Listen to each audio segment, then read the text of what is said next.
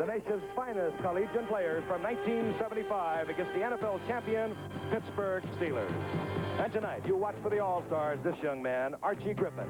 An incredible career at Ohio State, over 5,000 yards rushing. He put together a string of 39 consecutive games in which he gained 100 yards or more. He won 2 Heisman Awards.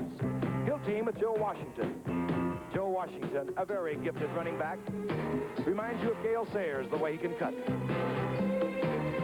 And the big man for the All-Stars, Chuck Muncie, who led the University of California to their finest season in 24 years. Tony Galbraith of Missouri is another 230-pounder who makes his yardage the hard way. But can they move against the Pittsburgh Steelers and the likes of L.C. Greenwood, number 68, and number 75, Mean Joe Green? The secondary is always helping the linebackers. Number 59 is Jack Ham. He hits, and all the Steelers are capable of forcing the air and turning the ball over to the offense, where we'll see plays like this. This in the Super Bowl. Terry Bradshaw to number 88, Lynn Swann. On the day, Swann caught 4 passes, 161 yards. He was the MVP. But this man is the heart and soul of the Steeler offense. He gets the yardage when it's needed. Franco Harris. From Soldiers Field in Chicago, Illinois, it's the College All-Star football game. This ABC Sports exclusive is brought to you by Toyota. You ask for style, economy, and dependability, you got it. Toyota. By Light Beer, everything you always wanted in a beer and less. And by Mutual of New York, money for the future.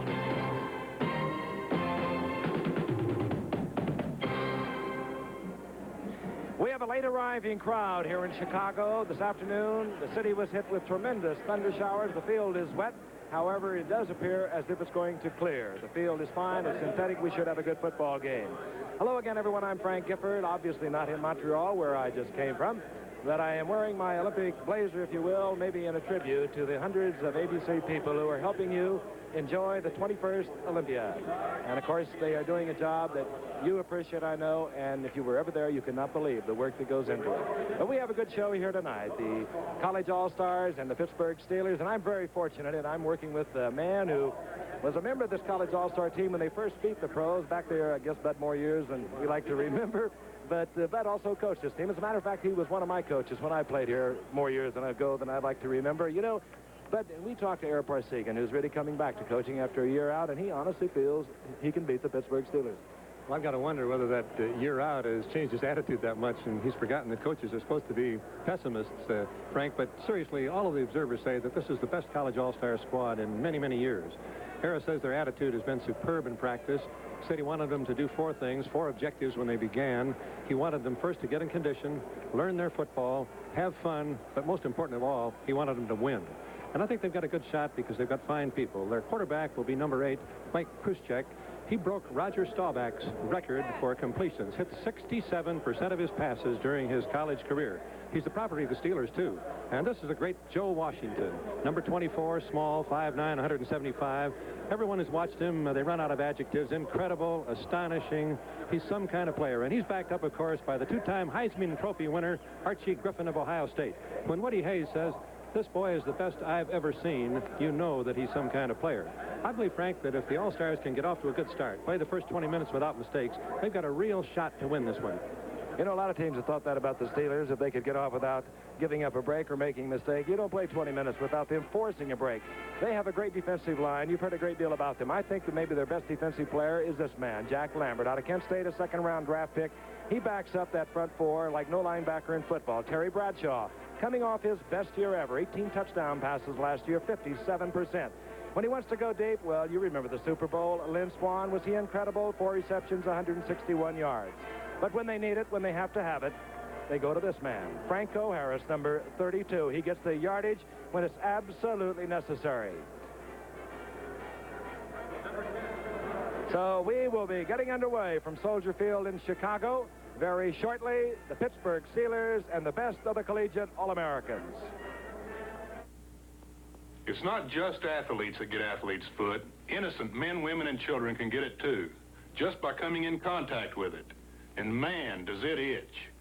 Well, the first itch you feel, you spray on MP27. MP27 will kill that athlete's foot fungus and help keep it from coming back. Believe me, I've seen a whole lot of scratching going on. MP27 is the end of the itch. Which way to the beach? Oh, the bus just left. Bus? But the directory says... Up near the beach. Surprise. You get enough surprises when you travel. That's why Holiday Inn thinks the best surprise is no surprise.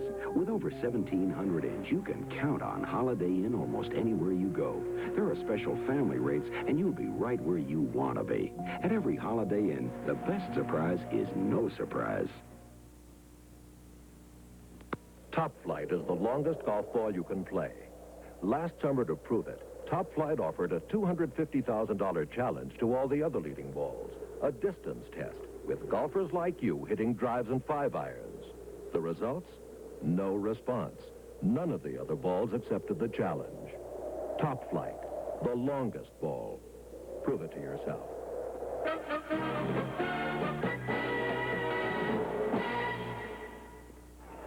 The 43rd Annual All-Star Game is about to get underway. Kicking off for the All-Stars, Chris Barr, an incredible kicker from Penn State. We'll be telling you more about him tonight. Deep, a rookie for the Pittsburgh Steelers, Tommy Raymond. The ball dropping off to the left, and it goes to Fuchs, Roland Fuchs. Fuchs powers out to the 30-yard line. The Pittsburgh Steelers will have first possession. The defending NFL champions against a fine all-star alignment. Frank Gifford, along with Bud Wilkinson on the sidelines, another gentleman who played in this college all-star game back in 1959, a former teammate of mine, Lee Groscup. At quarterback for the Steelers, their familiar names, number 12, Terry Bradshaw, Rocky Blyer is at one setback, Franco Harris the other, number 32, Harris, 20, Blyer. Wide receivers, 88, Lynn Swan, Frank Lewis, 43, the tight end is number 87, that's Larry Brown. Bradshaw, first and 10. Ball inside the 30. Crossing quickly, it goes out to Franco Harris. Piled up at the line of scrimmage by a hard charge by the defensive unit for the College All-Stars. Up there quickly was number 35, Schaefer Suggs, and Leroy Selman, the great All-American from Oklahoma, sliding along the line of scrimmage. Leroy is one of those boys who weighs 262 pounds, but Frank, he's reminded me of some of those gymnasts you've been showing us from Montreal. He's that agile, that quick. He's in there with his Bubba, if you will, Dewey Selman. He's number 91. Keep your eye on them because they'll have their hands full with the veteran Pittsburgh Steelers offensive line. It was a loss of 2. Second down along 12. Ball resting at the 25-yard line of the Pittsburgh Steelers. Bradshaw back. Dumps it off to Harris. A slippery ball in and out of Franco Harris's hands. He had running room. He could have picked up yardage. Ron McCartney was defending there for the All-Stars. That veteran line for the Steelers. Ray Mansfield in his 14th year is the center. Pittsburgh drafted a pair of centers. Mansfield said, "You've wasted them." Flack is the left guard, 50. Mullins is 72, the right guard. Gravel, the right tackle, number 71. Kolb, the strongest man, perhaps in pro football, at the left side, tackle, number 55. We'll run down the college all-star defensive unit in a moment. Third down along 12 as Terry Bradshaw looks the situation over.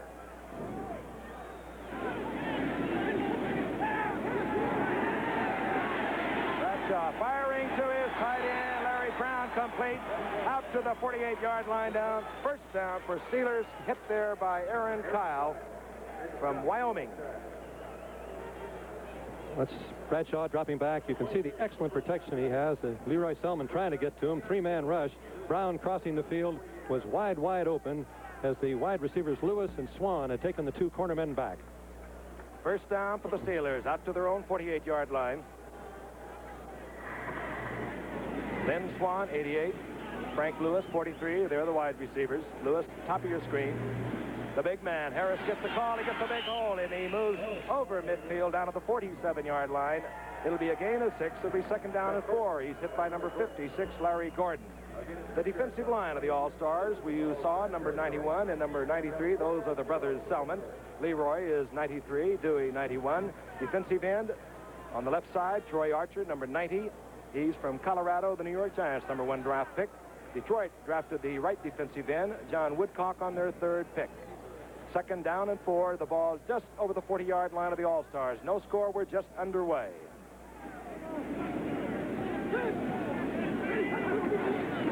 Flyer Bleier gets his first catch of the evening, and he's very close to a first down. The 88-year veteran out of Notre Dame.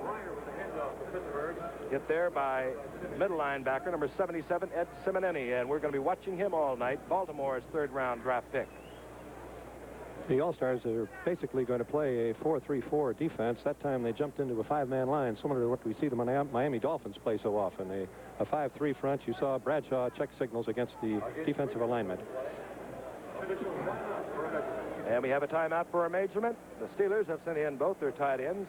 They apparently feel they did not make it. And head coach Chuck Knoll has some pretty good eyeballs from the sidelines. They are just a little bit short. Grossman is in there, 84 now with Larry Brown. Frenchy Fuqua has come in. And there's the story of the All-Star game. One of those nines belongs to my colleague, Bud Wilkinson, and has been pretty much an all-professional show since then. The last time the All-Stars could pull it off was in 1963. Ron Vanderkellen led the All-Stars over the Packers. I think that the Steelers come out a little stronger tonight than they did a year ago. They were very lethargic in the first half last year, but it looks like Chuck Knowles got them ready tonight. Fuqua is the little wingback you see there on the right side, bottom of your screen. Oh, and getting in there quickly and nailing Rocky Bleier. It was Leroy Selman and Troy Archer, rather, led the attack. The Giants' #1 draft pick, so there will be a little delight as most of the professional scouts, owners, coaches will keep their eye on this game. So Pittsburgh, unable to generate more than a single first down, will be forced to punt. Bobby Walden will drop deep for the Steelers. And going back is Mr. Electricity himself, Joe Washington, from the University of Oklahoma. And can he fly? The #1 draft pick of the San Diego Chargers. He settles in back there at the 5-yard line. Again, we have had tremendous thunderstorms here this afternoon. The field is wet. It's synthetic, however. There he is, Joe Washington. Well, what can I tell you? Over 1,400 yards in punt returns when he was at Oklahoma. Walden very wisely kicks to the sidelines. Washington handles it at the 5. Slithers around. And we told you he was electricity. How he got out of that, I'll never know. Flag is down. That's one of the things he does so well, Frank. It looks like he's absolutely snowed under, and the people that are 4 or 5 yards away, they let up just a little bit thinking he's tackled. He shakes off and almost breaks loose. Signal flipping against the college All-Stars. You heard the call, a clipping call.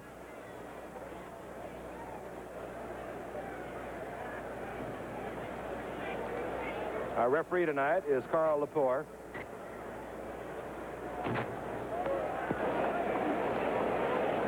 Personal foul, clipping, 90 on the All-Stars have a first down. So clipping nullifies what amounted to almost an unbelievable 4-yard gain. Half the distance to the goal was a penalty. The ball is at the 6-yard line.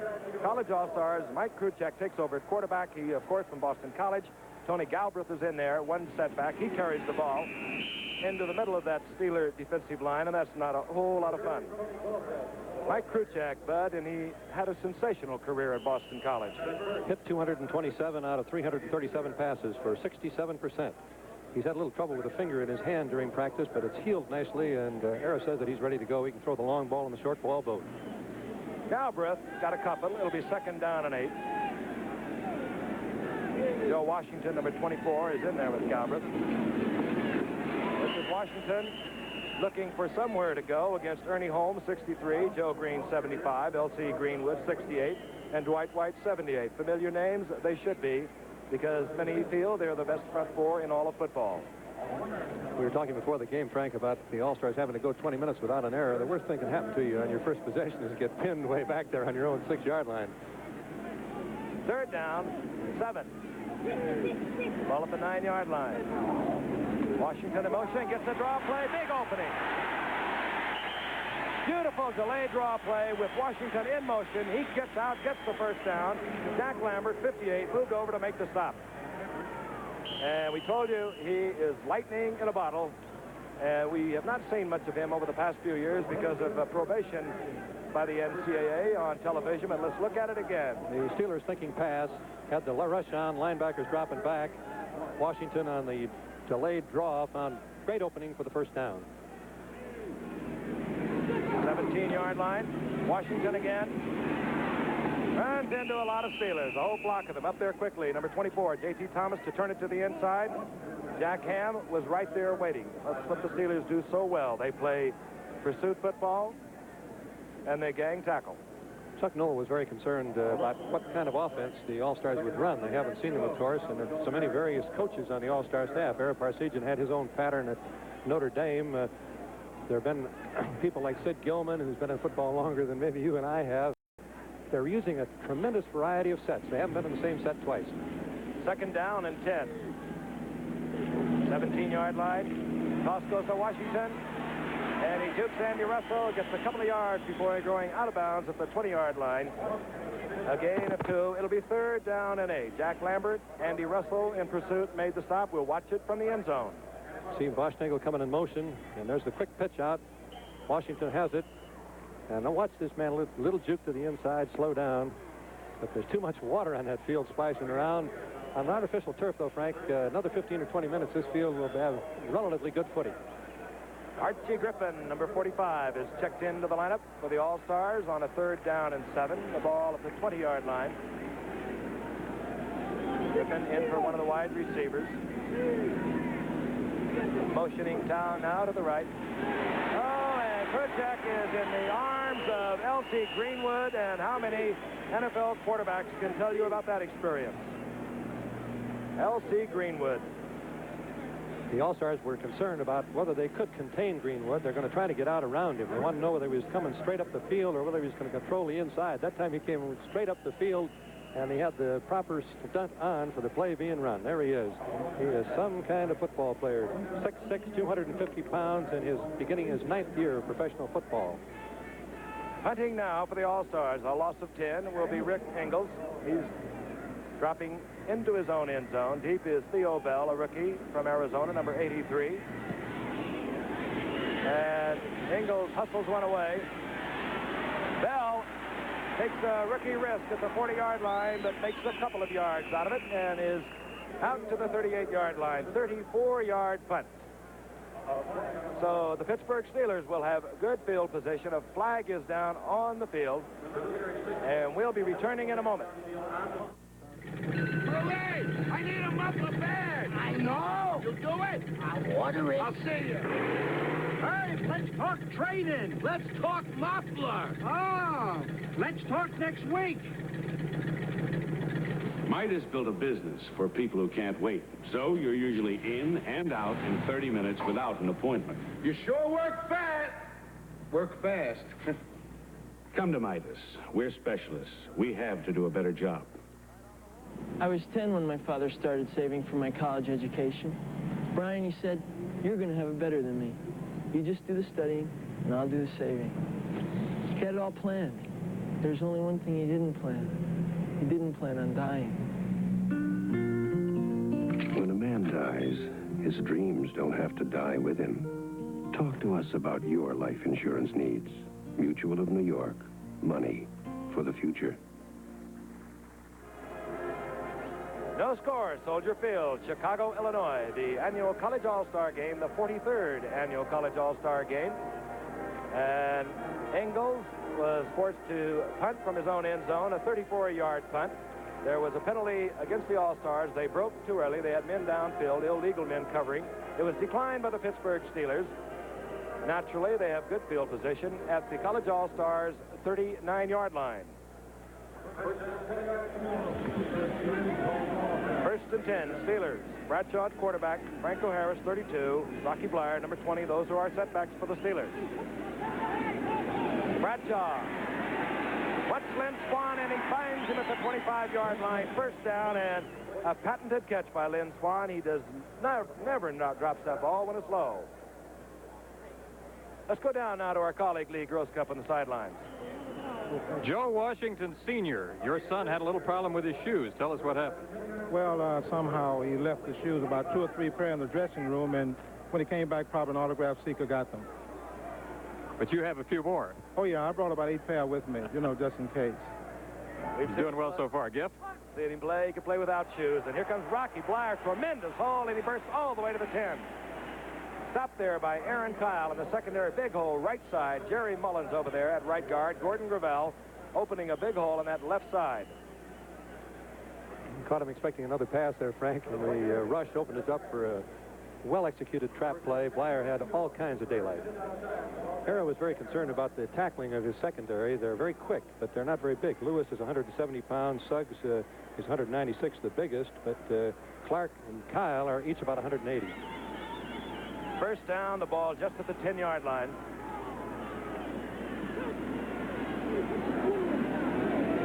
Franco Harris looking and pecking along the line of scrimmage, getting inside the 10, a yard and a half. It'll be second down and 9. Leroy Selman, 93. Troy Archer, 90. The two big defensive linemen on the left side in there on the stop. The linebackers for the All-Stars, number 75, Charles Bilyoff, Texas Southern, Oakland's number 2 draft pick, is in there now. Ed Simonini is a middle linebacker, number 77. Kevin McClain, Los Angeles' number 1 draft pick, number 51, is also in there. Second down and 9. Steelers put both wide receivers, top of your screen. 88 is Swan, 43 is Frank Lewis. Toss goes to Blyer. And great defensive effort there by number 77, Ed Simonini, the middle linebacker. And Bud Wilkerson, you told me about him. He's quick. He's not all that large, but he really can move. He's a great player for Texas A&M for 3 years. Henry Ballard said he's the most intense football player I've ever coached. And he's got that great lateral speed, which is what you're looking for. If you're an All-Star fan right now, Frank, you're thinking pass, interception, or fumble, please, so Girella won't put 3 points on the board against us. Always a game of tactics. Third down and 13. 5 men have moved into the secondary for the All-Stars. Steve Wagner, number 6, is back there. Bradshaw, lots of time going for his tight end. Larry Brown, no chance, covered well by Steve Wagner. Man-to-man coverage, it was very effective. They ran a crossing pattern, and sometimes on those crossing patterns, you get a kind of a pick-off like you do in basketball, but Wagner got with his man extremely well. I might point out that coaching the defense for the College All-Stars and head coach Ara Parsegan is Dick Nolan, a former teammate of mine, a disciple of Tom Landry, and a fine defensive coach, formerly of the 49ers. Girella on now. The attempt from the 19-yard line. Something is amiss. The Steelers want timeout. Maybe not enough folks out there in any event. That's right. You get that occasionally in early season. The special teams have a hard time aligning. And that time, Randy Grossman, number 84, was over on the bench when he should have been out with the field goal unit. You'll hear about that a little bit later, too. Funny how you hear a lot more when you lose from the head coach than you do when you win. But they really get upset when those special teams get goofed up. But as a former coach, you realize it can really shake up a ball club. It's just sloppiness that permeates through the entire team. Absolutely, and they're so vitally important in everything they do, because each play they're in can be a play that'll break the game for you, and they don't play a lot of time, but you just got to feel they're going to be ready when they're called on. 29-yard attempt, Bobby Walden holding, Roy Girella for the placement. About a half a 9-iron for Girella, and the Pittsburgh Steelers move out in front. They score first, a 29-yard field goal by Roy Girella. Steelers leading the College All-Stars 3-0. We'll return to Soldier Field in a moment. Well, congratulations. Your car loan's been approved. Oh, thanks. Now I gotta find a car that'll give me my money's worth. You asked for it. The new Toyota Corollas, built to give you your money's worth, built to last. 9 out of 10 Toyota cars ever sold in America are still on the road. And don't forget Corolla's high resale value. If you can find a better-built small car than Toyota, buy it. Quality. You asked for it, you got it, Toyota. When I played hockey, I really played hockey. They didn't call me Boom Boom for nothing. When I drink beer, I really drink beer. Light beer from Miller. It tastes great. And it's got a third less calories than the regular beer. It's less filling, and I can't get filled up. I've got to move fast. When you play the way I did, you make a lot of enemies. Light beer from Miller. Everything you always wanted in a beer, and less. The Pittsburgh Steelers, who won this game last year 21-14, have scored first. 5:30 remaining in the first quarter. Deep. And how would you like to have these two men on your ball club? Joe Washington, 24, Archie Griffin, 45. They await the kickoff of Roy Girella.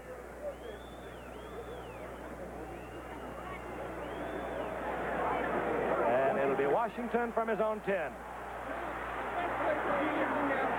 Good hustle, special team for the Pittsburgh Steelers. Washington out to the 23-yard line.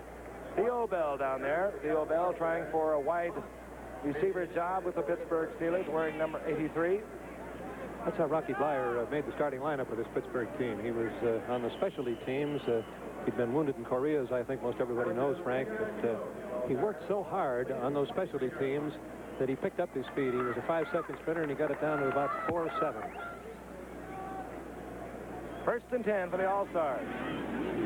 Mike Kruchek is the quarterback from Boston College. Galbraith 30, one setback. Kruchek back and looking now. Being pursued by Joe Green. Flag is down, but if anyone was wondering about Joe Green, you saw him move like a cat towards Kruchek. Again, a flag down. We'll get the preliminary call, and then we'll pick up the official call from our referee. Well, that's a very tough one.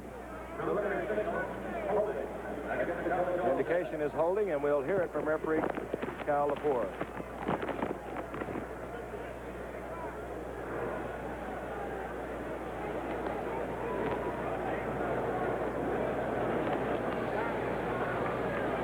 Well, we're jockeying around. I'm sure we'll hear from number 9, Greg Penrose from San Diego State, now quarterback for the All-Star. Well, that was a PA announcer. I guess we'll hear it again. The discussion right now is going on with Andy Russell, the team captain who is playing in his last year. Holding 65 in the offense. First down. Holding against the College All-Stars, number 65, Dennis Lick.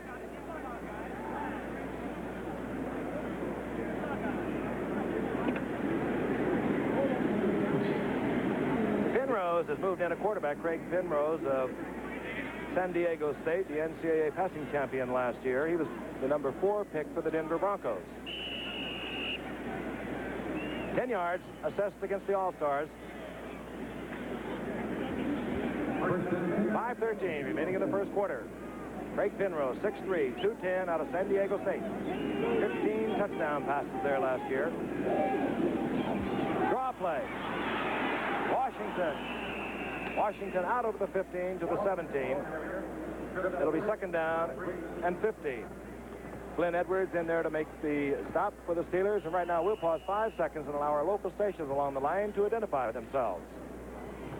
You're watching WTAE TV Channel 4 in Pittsburgh. You've got to feel, Frank, that the field is hurting the All-Star offense. Eric Masigian hoped that he'd be able to put the pressure on the 2 defensive ends with the inside fake and then swing out around as the quarterback's been trying to do, but it's been too slippery to make the play. Single man, the motion man is Washington. The ball goes to Galbraith up the middle. The All-Stars trying to avoid giving up the ball with anything fancy deep in their own territory. They move out to the 20-yard line where it'll be third down along 12. Joe Washington on the night, not nearly so impressive as his career rushing mark of nearly 4,000 yards. Again, we're reporting from Soldier Field in Chicago, and of course, for the next several days, right through the Olympics, we'll be back and forth to Montreal for the 21st Olympiad. Joe Washington over the left side, big opening, good block for him, and oh, look at the moves of Joe Washington moving out to the 31. Not enough for a first down, but you saw the excitement that Joe Washington has provided for 4 years for Oklahoma. You don't think any one man's ever going to get him down, and Donnie Shell that time was able to do it. Just watch the feet here, bud. Quick pitch out to him. Look at that inside fake. Look at first the speed that he can put on. He ran right by the corner, man. That was Blount. But Shell made a very fine play. Not enough for the first down. Rick Ingalls out to punt. Theo Bell, number 83, is dropped deep. Gaines is also back there, number 36.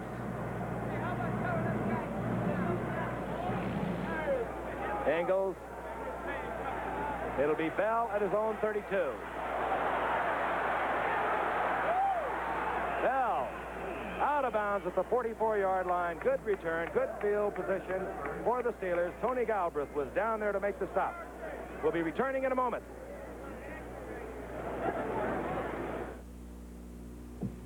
Now Black & Decker has come along with a handyman's helper that's mighty strong. It's small and light, but it pulls its weight. It's the super incredible workmate. Yeah, it's more than a bench and more than a vise. It's got both things working, and that's kind of nice. You can pound on it, a saw on it, a plane a door on it, and a whole lot more. Yeah, when you're alone and there's work to do, the workmate'll help you see it through. Sears National Automotive Sale. The Sears Die Hard. The battery you've seen start 5 cars is now on sale. Save $7 on the Die Hard. Now only $37.99. For traction, mileage, and strength, get Sears steel-belted radial, the same type of tire that beat the Baja. Now the biggest savings ever. Save $36 to $80 on sets of 4. Only at Sears.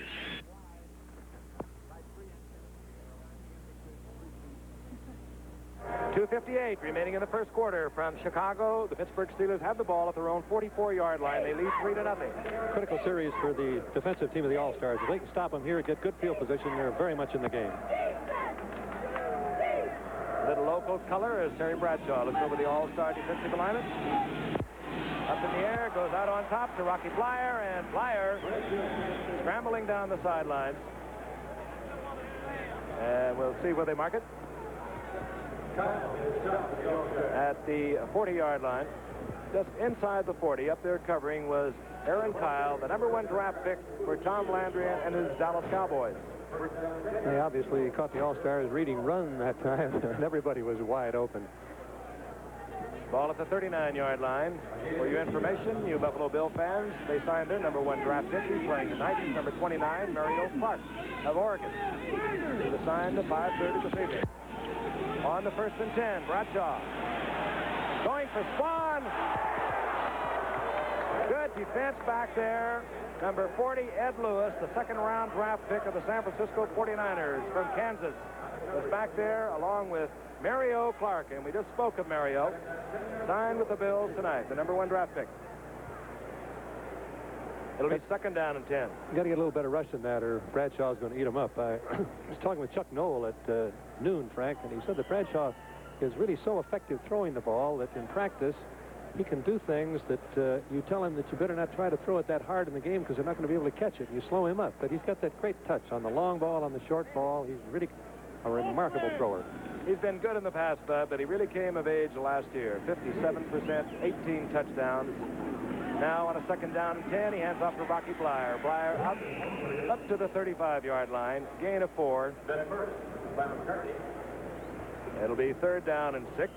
Ron McCartney, number 53, LA's 2nd-round draft pick, made the stop along with Ed Simonini, number 77. There's Chuck Knoll. What a remarkable record he's had since coming to the Steelers in '69.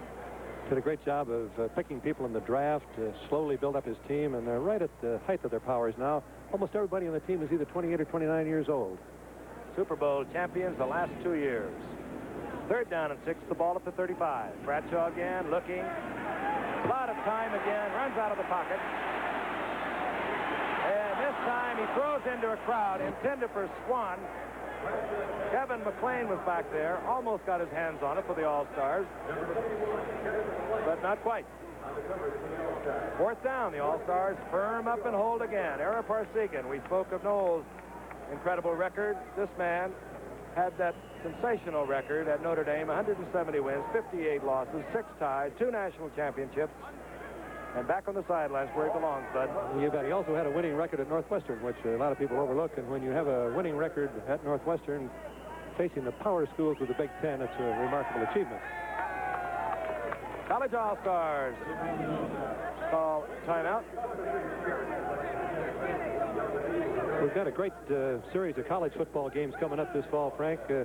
Season begins Thursday, September 9th with UCLA at Arizona State. Arizona State, the surprise winners last year of the Fiesta Bowl. And that's Saturday, September 11th.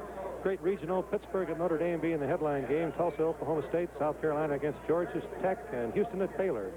And the following week, September 18th, it's Ohio State against Penn State as the leadoff game in another fine regional. But you don't mind if we say a little thing about Monday Night Football. We began, of course, with Miami and Buffalo. September 9th is going to be here before we know it, and that's the opening game. It's a Thursday night. It's one that all college football fans should mark on their calendar. If Arizona State can beat the UCLA Bears, they could take it all the way. Another undefeated season for Frank Kush. You know, many people are saying that Arizona State could go on to become the #1 team. Many of them have picked them already. Bobby Walden set to punt. Joe Washington, single safety. Walden looking for the end zone, and he may have hit a beauty. No, he did not. He came close to putting it out inside the 5. So the All-Stars will have an opportunity with a little breathing room. They move from their own 20. 2 minutes remaining in the first quarter. The Steelers out in front, 3-0. Roy Girella, a 29-yard field goal. The All-Stars are still fighting that field position thing, Frank. This is the third time they've had the ball. They had it on their own 6, their own 23. Lost 10 yards on the first play that time on the holding penalty. Now they've got it on the 20.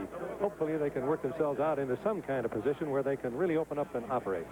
Their main man will be quarterback Craig Penrose out of San Diego State. His setbacks, Galbraith, number 30, Washington, 24. Little delayed trap, Tony Galbraith out to the 23-yard line, marked it at the 24. It'll be 2nd down and 7. Hit there by Jack Ham, number 59. We haven't talked much about these Steelers linebackers. What a good core it is. Ham, 59. Jack Lambert in the middle, number 58. Andy Russell playing his final year, number 34. They tell me Jack Ham, who's only 6'1", can stand underneath a basketball backboard and then jump from a standing position and dunk it. I don't know if that's true, Frank, but the way he plays, I guess it must be. But a running back's head on the blackboard now, sure that it can. 2nd down and 7. Ball at the 24. Galbraith gets the call. Good spinning, twisting movement out to the 30. Short of the first, or maybe not. It will depend upon where they mark it. Glenn Edwards moving up, number 27, to make the stop with help from Steve Fredess. Pretty good play in there that time. He looked like the first man had the ball, and the Steelers thought he did. Galbraith coming through behind him, just barely short of the first down. Coming in at another tight end for the All-Stars, who on short yardage will tighten up their offensive unit, is Mike Barber, number 86. Ben Cunningham, number 85, is the other tight end, the Pittsburgh Steelers, number 1 draft pick. 3rd and just a little bit, and number 86, Mike Barber, moves across the line of scrimmage, and that will change the tactics somewhat for the All-Stars. Not only changes the tactics, but it makes you shake your head and say a few things under your breath. Maybe that's why Ara Parsegan thought he'd take a year's sabbatical. Little things like that. I think this game is going to have a great effect on how Ara does approach going back to coaching. He seems to be more interested than he was a few months ago. All-Stars have yet to complete a pass, but of course they have been deep in their own territory. They opened up with quarterback Mike Kruchak, who's Craig Penrose now. He has a 3rd down, a little more than 5 yards to go. Bashnagel, number 48, 1 wide receiver. Washington, the motion man, gets the draw play, and he attracts Jack Lambert and a whole bunch of Steelers. And down he goes. Loss of a couple of yards with L.C. Greenwood in there with Lambert. So the All-Stars will be forced to punt. And you mentioned before the game began that the Steelers were not a team to make mistakes, Frank. They have not made one error. They haven't had a penalty, anything else go wrong in the entire first quarter. Really wasn't kidding you, Bud. We were talking to Lynn Swan. He said, last time we played for $15,000. He meant the Super Bowl. He said, we're playing tonight so that we can get 2 days off instead of 1 before we play New Orleans next Saturday night. That's how it is in training camp. Rick Engels, the punt for the college All-Stars. This time he gets off a good one. Taken there by Gaines. Mr. Gaines, oh, and is he level? Wow, is he hit by number 93, the All-American from Oklahoma, Leroy Selman. And just as the gun sounds, And we'll be back with more of the College All-Star football game presented by ABC Sports, recognized around the world as the leader in sports television. Where's the roughest spot you have to shave? Your chin, around your lips, under your nose, your neck? My rough spot. Rise knows you have easy spots and rough spots, so we make Rise especially for the rough spots. Matter of fact, Rise has 4 beard softeners. 4. We figure if Rise makes your rough spots easy to shave, it has to be just great for your whole face.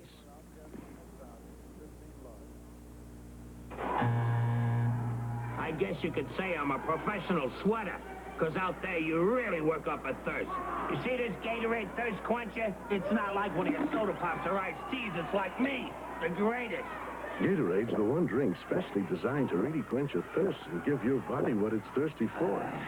When it comes to quenching your thirst, nothing can match Gatorade. And when it comes to wrestling, there ain't a man that can touch me. It's your face, that shit. Love it, it's your face, that shit. Love it, it's your face, that shit. Love it. Push, pull, click, click. The Schick injector system loves your face this quick. Push, pull, click, click, and you lock a Teflon-coated blade into place for a really smooth, close shave. It's your face, that shit.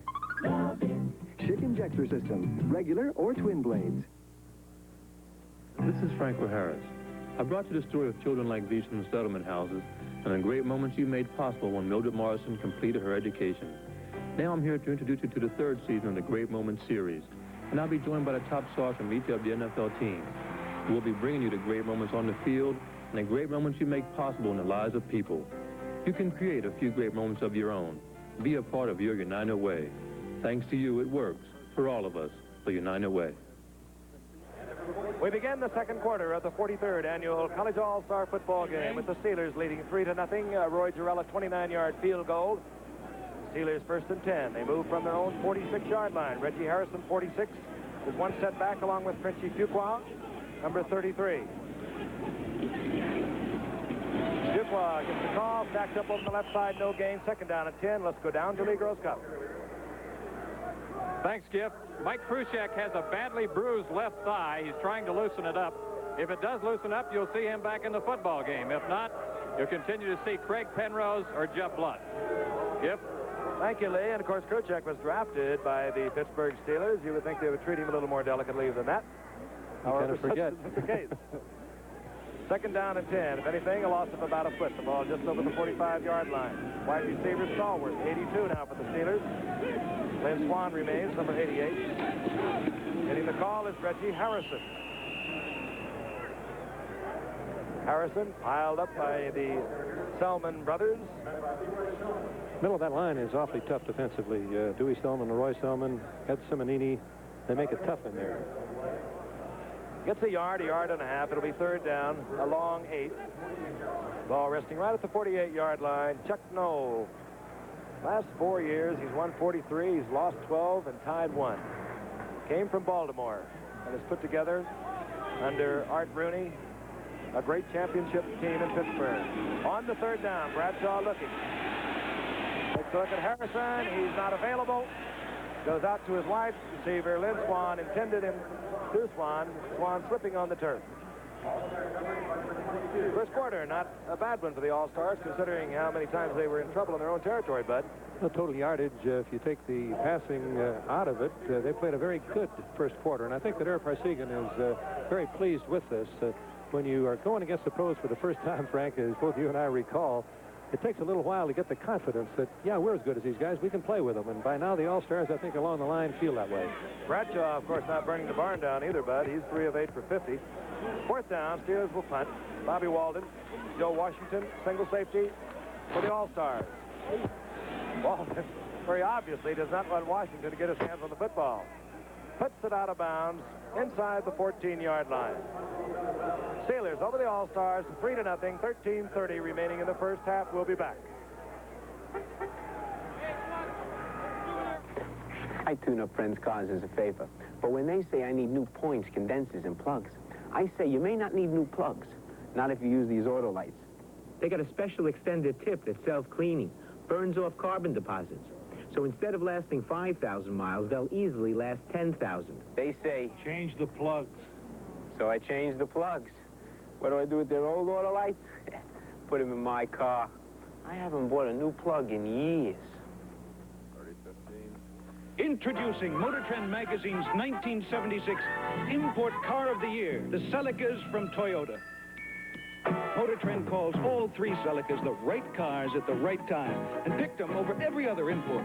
This award is based on engineering, styling, comfort, and performance. If you're asking for a quality car, listen to Motor Trend. Get a Toyota. Quality. You got it, Toyota. Here's what it looks like for the All-Stars. They're a long way from home. Bobby Walden hitting another one out of bounds inside the 15, Bud. And he did that with a 54-yard punt. And when you can light it on the sidelines, making it go out of bounds at the full distance of the ball, that's the kind of accuracy that every coach is looking for in his punters. And I believe that the new pro rule is going to see a lot more of that kind of kicking. They're not going to try to kick it over the end zone because the 20 yards that they lose when the ball comes back out takes away from their punting average. New rule this year. And he certainly did want to keep it away from Washington. Mike Pruitt, 38, is in there. This is Pruitt over the right side. He's from Purdue, the Cleveland Browns, #1 draft pick. Gets a couple of yards. It'll be 2nd down and 8. They already have Greg Pruitt over there with the Cleveland Browns. Now they have Mike Pruitt. Archie Griffin, the #1 draft pick of the Cincinnati Bengals, is in there at the other setback, number 45. He, of course, of the dual Heisman Awards. Wide receivers now, Sam White, number 26. From Grant, the Vikings' 2nd-round draft pick, Larry Dorsey from Tennessee State. And bobbled. Ball is bobbled. Who has it? Steelers. It's the one that they've been hoping would not happen. A little mix-up in the backfield. A little mix-up, and it was the bottom of the pile, Jack Lambert. Jack Lambert, in his 3rd year, he's always around the football. The first break goes to the Pittsburgh Steelers. There he is, and don't let that boyish young face fool you. Just don't get in his area when he's on a football field. 6'4", 220 pounds. He's got great lateral range. 1st and 10, the ball at the 15-yard line of the College All-Stars.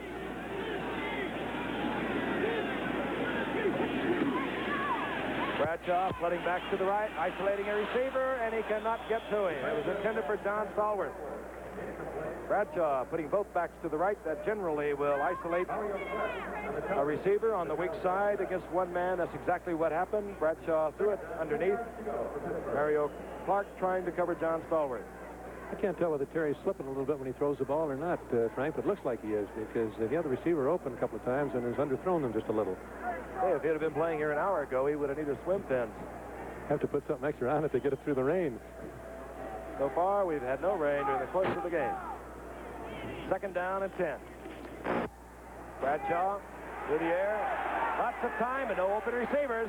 Stallworth in the corner. No good. Mario Clark from Oregon, the Bills' #1 draft pick, back there on the coverage.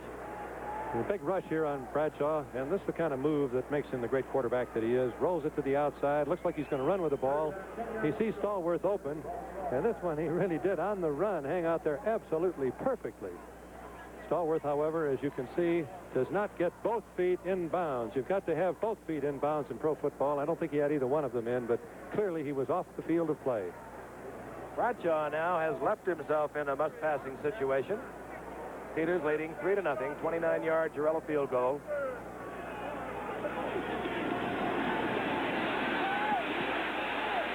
More pressure intended for Swan and broken up by number 51 for the College All-Stars, Kevin McClain, the #1 draft pick for the Los Angeles Rams. While Frenchie Fuqua was all excited. Nobody was covering him, but again, Bradshaw's been attracting a lot of all-stars back there. He really didn't have time to think about it. He's got some great moves, though. Looks like they're going to put it on him, and he just gives it that little lateral step. And You know, but watching pro ball, Frank, that's what always makes me shake my head as a coach, because you get beat on the plays where the quarterback's rushed, rolls out, patterns break down, they hit somebody. Okay, Roy Girella on now. His second attempt of the night from 32 yards out.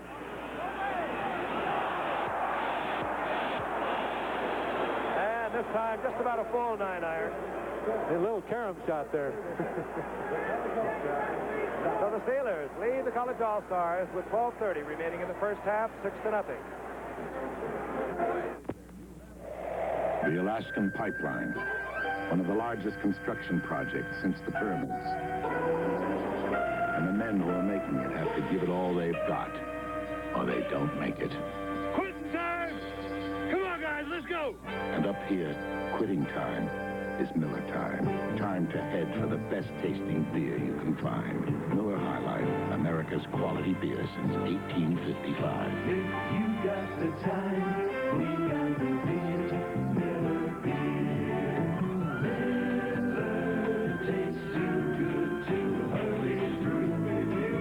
When it's time to relax, one beer stands clear. Beer after beer. If you got the time, we got the beer. If you got the time, we've got the beer. Miller beer. Girella has hit from 32 yards out. The Steelers leading the All-Stars 6-0. Frank Gifford along with Bud Wilkinson and Lee Groscup. Pleasure to be with Bud, the 7th winningest coach in all the history of collegiate football, 3 national champions, and a gentleman that is a pleasure to be with. Girella kicking away from Archie Griffin and Joe Washington, and is taken there by Galbraith, the big fullback. And Galbraith bowls his way out to the 34-yard line, hit there by Donnie Shell. And right now, let's go down to Lee Groscup. He's on the sidelines. Thanks, Frank. Craig Penrose has injured the middle finger on his right hand. That means that Jeff Blunt of Tulsa now takes charge for the All-Stars. He was a replacement for Richard Todd of Alabama. Now, you remember that the last time the All-Stars won this game was back in 1963 with another alternate quarterback, Ron Vanderkellen of Wisconsin. Yep. Thank you, Lee, and what a memorable night that was. 1st and 10 for the College All-Stars. Here's Blunt running the option play down the line of scrimmage, tossing out there to Archie Griffin, and he is promptly nailed by number 24, J.T. Thomas, who makes up that secondary of Thomas, Wagner, Edwards, and Blunt. They're good. Got to give Blunt a little bit of credit coming in semi-cold and on his first play running the option on a wet field, but he handled it beautifully. Mel Blunt, number 47, led the entire National Football League with interceptions last year, and he's just not had the opportunity tonight because the Collegians have not put the ball in the air. They will pretty soon, Frank. They got enough field position now, I think, that Harold will let them put it up. 2nd down along 13. The ball at the 31-yard line of the All-Stars. Here comes Blunt looking, finding Washington. First pass of the night. A screen to Washington. He gets back to the original line of scrimmage. It'll be 3rd down and 10. Joe Washington is going to San Diego, and he is one exciting football player. He's not big, but I think it's been proven now in pro football. The old theory of the little man can't play has been just about erased. Here he is. 5'9", 175. You know him better, bud. He's special. Well, the people in the Big 8 also say he's perhaps the best blocker on the Oklahoma team last year. You tend to overlook that when you've got somebody who's mercury-footed as he is. 3rd down. 3rd down and 12.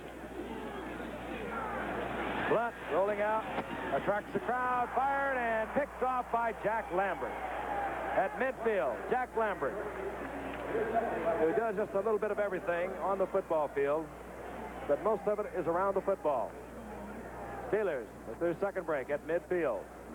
Mind you, tomorrow, Olympic coverage from Montreal is going to continue as we look at Jack Lambert. We'll have the 100-meter finals in track, the finals in the shot put, more exciting boxing, the rowing finals for women, and the finals in the women's platform diving. This all coming from Montreal. We know you've enjoyed the coverage and the tremendous effort put out by a lot of my friends, the technicians, and everyone from Montreal. So be with us. We'll pick up tomorrow at 12 noon. Bradshaw on 1st and 10.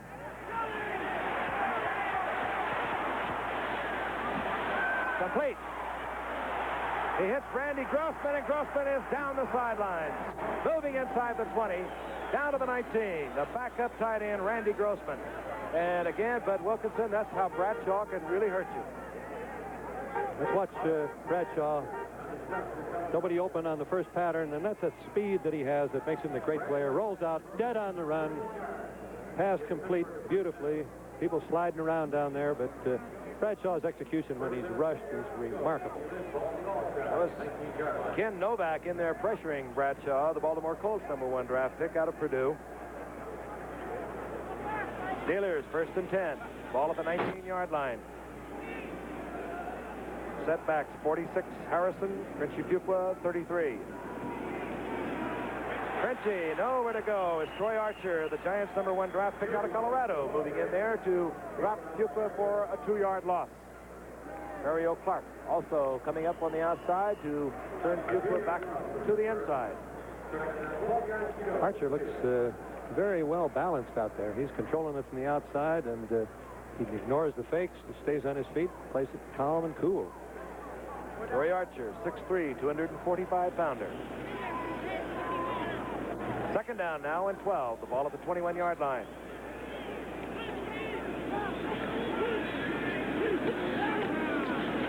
Bradshaw, man wide open is Fuqua. And Fuqua down to the 11-yard line. Little quick rollout. Ed Lewis picked him up down there. See him rolling out there quickly just to the top of your screen, and it's a very fast throw to him. He's right out in the flat. He appears to be wide open. He gets it turned up the field pretty well. He's hit hard there by Ed Lewis of Kansas. Lewis weighs only 170 pounds, and Fuqua kind of runs over him for a few steps. And after tonight, Ed Lewis, number 40, will be reporting to the 49ers. 3rd down and 3. Ball at the 11-yard line. 9:44 remaining in the first half. All field goals thus far. 32-yarder by Girella, a 29-yarder by Girella. Inside handoff, Harrison, big hole. He's inside the 10. Has the first down. Reggie Harrison. He was the Cards' 9th-round draft pick back in 1974. Came to the Steelers as a free agent. Had a little problem cracking the lineup of a Rocky Blyer and a Franco Harris. Kind of feel the Steelers taking on a little more polish, though, every minute the game goes along. They've not had too much practice thus far this year, and they're kind of playing themselves into shape right now. Let's take a look at this one from the end zone. 1st and goal. Ball at the 4-yard line. Steelers leading 6-0. Bradshaw pulling ahead down to close to the 1-yard line. Dewey Selman, Leroy Selman, both trying to power Bradshaw backwards. Terry's a big man himself, 6'3", 218 pounds. You're not supposed to run that play on 1st down from the 4-yard line, Frank. You're supposed to go outside someplace, and the Selman brothers were both feeling that way. Took a little bit of an outside charge and left it wide open for Bradshaw. Terry, sometimes doesn't do what you expect. Sometimes he doesn't do what he expects. I think most of the time he does what Noel expects, though. 2nd down. Ball inside the 1-yard line.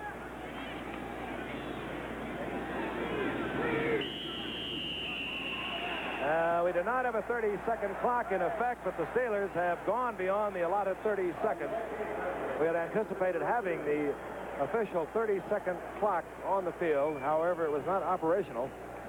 But the officials have been instructed, as they were last year. They ran a survey to see how many times they were going beyond that 30-second time limit. They decided to put a clock in on it, just like you have in basketball, a 24-second clock. It's going to be interesting for the fans to watch that this fall, particularly Monday Night Football, Frank. Don't have to worry about it on your NCAA football, do you, Bud? No, they get it in and out of the huddle and off usually before 20 seconds. 2nd down from the 6-yard line. Bradshaw wide open. I don't think he held on. Randy Grossman had it right in his hand. Nope. Oh. Talk about open. Randy Grossman, the tight end, who made a spectacular catch and run earlier, could not hold on to this one. Grossman running out from his tight end position. Excellent protection. Bradshaw hits him on a little curl pattern, and the ball appears to be right in there, but Grossman just lets it slip through, and it goes to the ground. If that were baseball, that would be an error on a receiver. Football, that's one the passer failed to complete. You know how embarrassing that is to come back to the huddle after that happens. Just hang your head. Sorry, guys. On third down.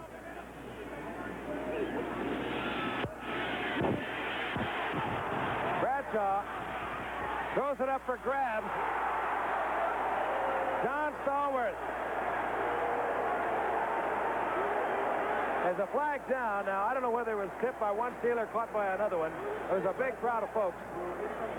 Flag is down in the end zone. I think that's what Swan, I think, tipped it, and Stallworth caught it. That, of course, illegal.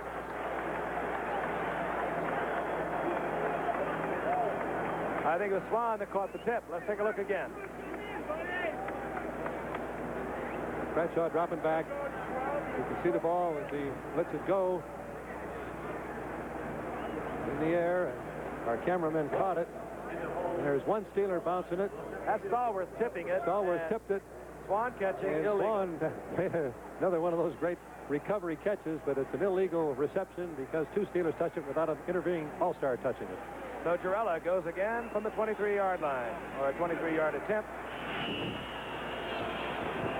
And he's good. Roy Jarella, 3 for 3. The Steelers leading the All-Stars 9-0. And we'll be returning to Soldier Field in a moment. This will be Washington at his own 3-yard line. Washington hurdles out over the 20-yard line to the 22-yard line. Tomorrow I'll be moving over to Canton, Ohio, and immediately following our Olympics coverage, which picks up at noon, well, we'll be coming on the air at 2 o'clock Eastern time with the annual Hall of Fame game from Canton, Ohio. Of course, that'll be Detroit going against Denver. You'll also see the induction of the 3 newest members to the Shrine, the late Lynn Ford, Jim Taylor, the great running back from Green Bay. I understand a lot of his pals are there whipping it up with him. And former coach Ray Flaherty. That's tomorrow, 2 o'clock Eastern, Hall of Fame game, Denver-Detroit from Canton, Ohio. Jeb Blunt remains the quarterback for the All-Stars, trailing 9-0. The handoff, Mike Pruitt. Mike Pruitt is introduced to the Pittsburgh Steelers. Dwight White, another severely, met right at the line of scrimmage. Era would like to be able to work on the Steeler corners, but in order to do that, you've got to slow down the coverage from the inside, the lateral pursuit. And thus far, the All-Stars have not been successful at all in keeping the inside of the Pittsburgh defense at home. We'll give Mike Pruitt a yard. 2nd down and 9. But firing out, and he completes the pass to Archie Griffin. Hit there by J.T. Thomas, short of the 1st down. Terry Bradshaw talking to his main man on the sidelines, Franco Harris. Gain of 7. 3rd down, a long 3. Ball marked just over the 28-yard line. Jeb Blunt, 6'3", 198-pounder from Tulsa. The Oakland Raiders, number 2 draft pick. As Lee Grosskopf told you, he was added because Alabama's Richard Todd is not here. He completed 53% of his passes in the Missouri Valley Conference. And he completes another one to Dave Hill. The tight end, look at Dave Hill. Down to the 46-yard line of the Pittsburgh Steelers. J.T. Thomas made the stop. You know, Blunt gave that one a little bit of cool there, Frank. He was rushed. He rolled out, little delay pattern. Hill just kind of floated across the line of scrimmage. Take a look at it again. See Blunt dropping back. Looks as though he's pressured here a little bit. He drops that ball off. Very short pass. And Hill finds some daylight as he crosses the field. He's a big boy. He turns it on. 6'2", a 227-pounder. He's on his way to the Houston Oilers as a 2nd-round pick. Hopping up the middle is Mike Pruitt, and he gets popped after a couple of yards. It'll be 2nd down and 8. The ball at the 48-yard line. Ernie Holmes, number 63. Part of a very aggressive front 4. Well, that's an understatement. Dwight White, 78. Ernie Holmes, 63. Joe Green, 75. Greenwood, 68. Being admired by one of the Chicago Lovelies. 2nd down and 7. Inside handoff, Washington trips over his own man. Right tackle, Dennis Lick. Very difficult to get your running attack properly coordinated in a short period of time. The passing game, as you know, Frank, about the only thing that's fun to practice in football. All the other things are not fun to practice, and to get good timing on the trapping and the running plays just requires repetition, and the Stars haven't had quite enough time to get it all put together, particularly with a wet field. So far, it's Roy Girella, 3 field goals. Steelers 9-0, 5-12, clock moving, remaining in the first half. All-Stars have a 3rd down and 9. They're at the 45-yard line of the Steelers. Blunt, screen pass, Archie Griffin.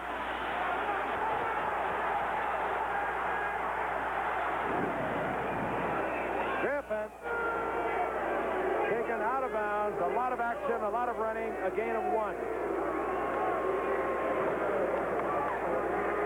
Jim Allen over there for the Pittsburgh Steelers.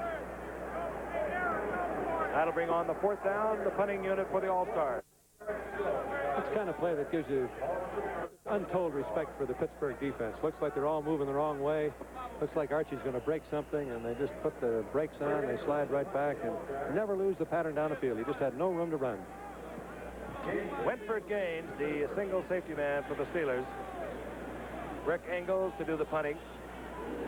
They're going for it, and they just about get it. Engels angling over to the left side. Flag is down.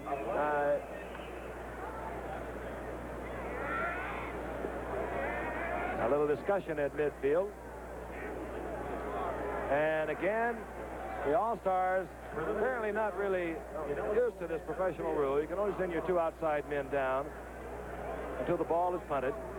They have illegal men downfield once again. College, you're always telling your people, get down there quickly, and it does take a little while to learn to stay on that line of scrimmage till the ball has been kicked, unless you're one of the outside men. Have an ineligible downfield. 59 offense. We have 4th down.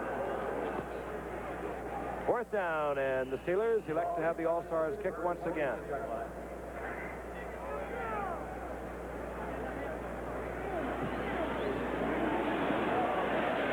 Engels puts it up high, taken there. Fair catch called for by Winford Gaines. Gaines at his own 14-yard line, 36-yard punt. Of course, August the 2nd, Monday Night Baseball will be returning. Bob Uecker, Bob Prince, Warner Wolf. They'll be with us August the 2nd for Monday Night Baseball on the network of sports, ABC. I think you got most of America tuned in to watch ABC Sports prime time, Frank. Well, I know the numbers of people that have been enjoying our Olympic coverage. I, for one, enjoying it along with millions of others. Incredible things happen at the Olympics, and we have seen it already. And, of course, our coverage picks up tomorrow at 12 o'clock. The Steelers now pick up 1st and 10. They begin play from their own 13-yard line. 4:40 remaining in the first half. They have a 9-0 lead. Girella's 3 field goals. Reggie Harrison pecking along. Gets a couple of yards out to the 15. It'll be 2nd down and 8. This is the first time that the All-Stars have had the Steelers backed up on any one of the exchanges. The worst field position they've had prior to this was their own 30-yard line, and that was the opening kickoff. They've had it up around midfield or inside the All-Stars' 40-yard line on all other exchange points. You're wondering about field goal records? That's held by an old-timer named Luke Rosa. He booted 4 of them here. On 2nd down and 8. Bradshaw, lots of time. Finds Grossman. Grossman hit, taken out of bounds, just inside the 20-yard line. A gain of 5 yards. It'll be 3rd down and 4. Roy Girella taking care of a very valuable instep. I don't know whether he's just massaging it to keep it warm or whether it's sore. Roy Girella, he's been so valuable to these Steelers. 17 of 21 last year. 3rd down, a long 4. The ball just short of the 20-yard line for the Pittsburgh Steelers. Bradshaw, everyone in the pattern. Firing to his setback, or rather his tight end, Randy Grossman, who curled under his setback, and he's out there for a first down. Hit there by Phil Yaw, the Oakland Raiders, number 2 draft pick out of Texas Southern. Look at that pass protection by the Pittsburgh line. Bradshaw perfectly in the pocket. Grossman curling underneath. He slips on the wet field, goes down, gets up, spins out. Looks like he might get it someplace, but Archer is back there to make the play. On first down. Ball at the 26-yard line.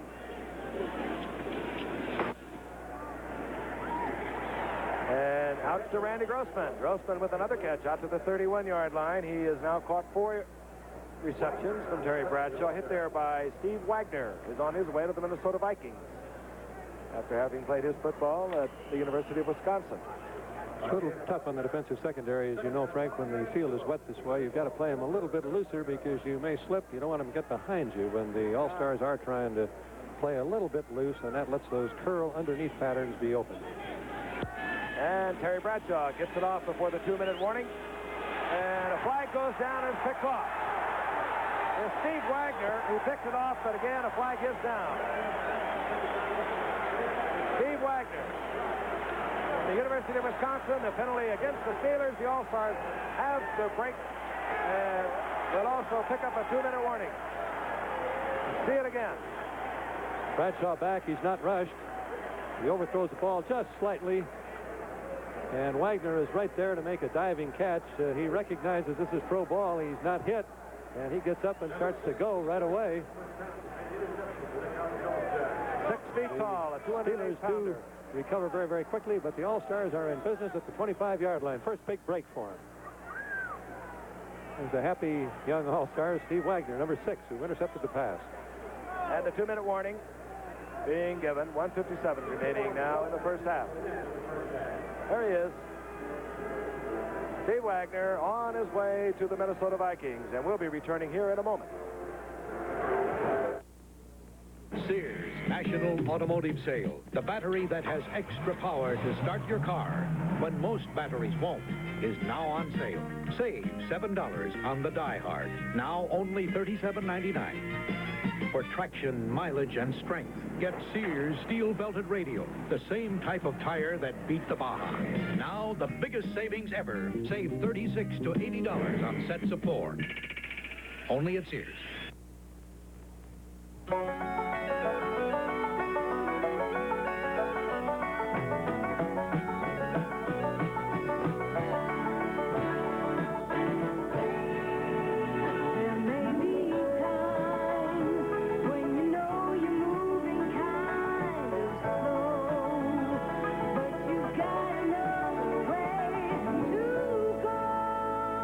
Sometimes Bank AmeriCard can make all the difference. Steve Wagner from the University of Wisconsin has just intercepted Terry Bradshaw of the Steelers. The All-Stars down 9-0 with 1:57 remaining in the first half. They have a 1st and 10. They're at the 25-yard line of the Steelers. The quarterback is Jeff Blunt. He's going for the entire bundle in one shot. And good coverage back there on Larry Dorsey. Fine coverage. Defensively, Jim Allen was back there, number 45. He was getting help from Mike Wagner, or rather Donnie Shell now, who's moved in at safety for the Steelers. I think Jeff Blunt, Bud, has moved into the lineup because Mike Kruchek hurt his leg, Craig Penrose hurt his finger, and now Blunt is in the lineup. And it appears from that 4 out of 5 that he has a hot hand for the moment at least.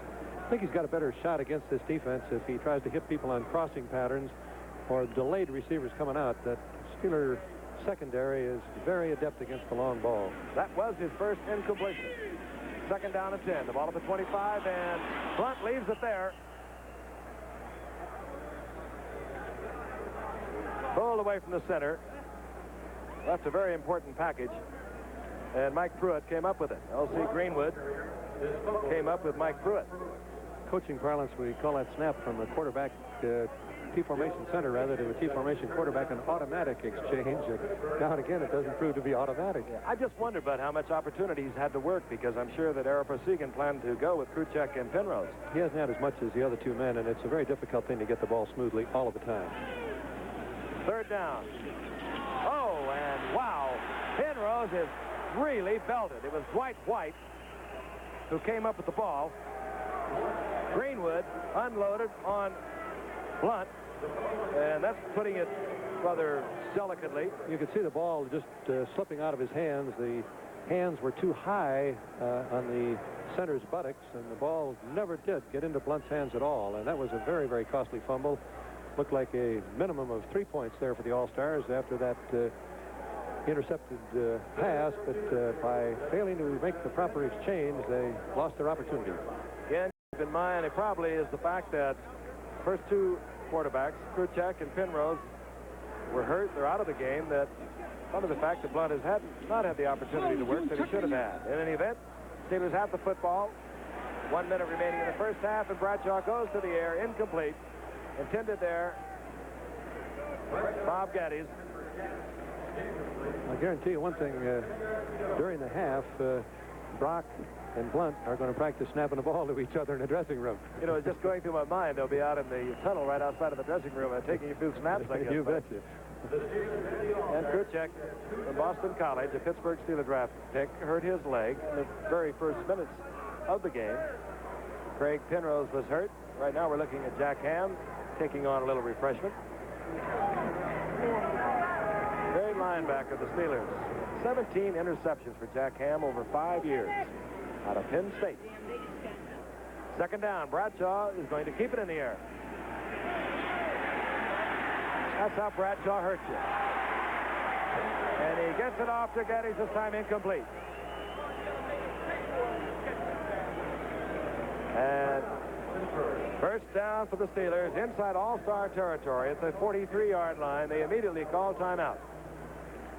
They have one timeout remaining. 50 seconds on the scoreboard clock. They lead 9-0. Let's watch Geddes again, and keep in mind now, Bud, that Bradshaw is running all over the lot back there. Geddes just keeps running, and he's so wide open. He hopes that Bradshaw can see him, and it's the hardest thing, I think, in football for a quarterback to do is to be rushed, roll out, and then be able to see the whole field. It takes a lot of experience, and that term peripheral vision has to be a part of your equipment as a quarterback if you're going to be able to do it.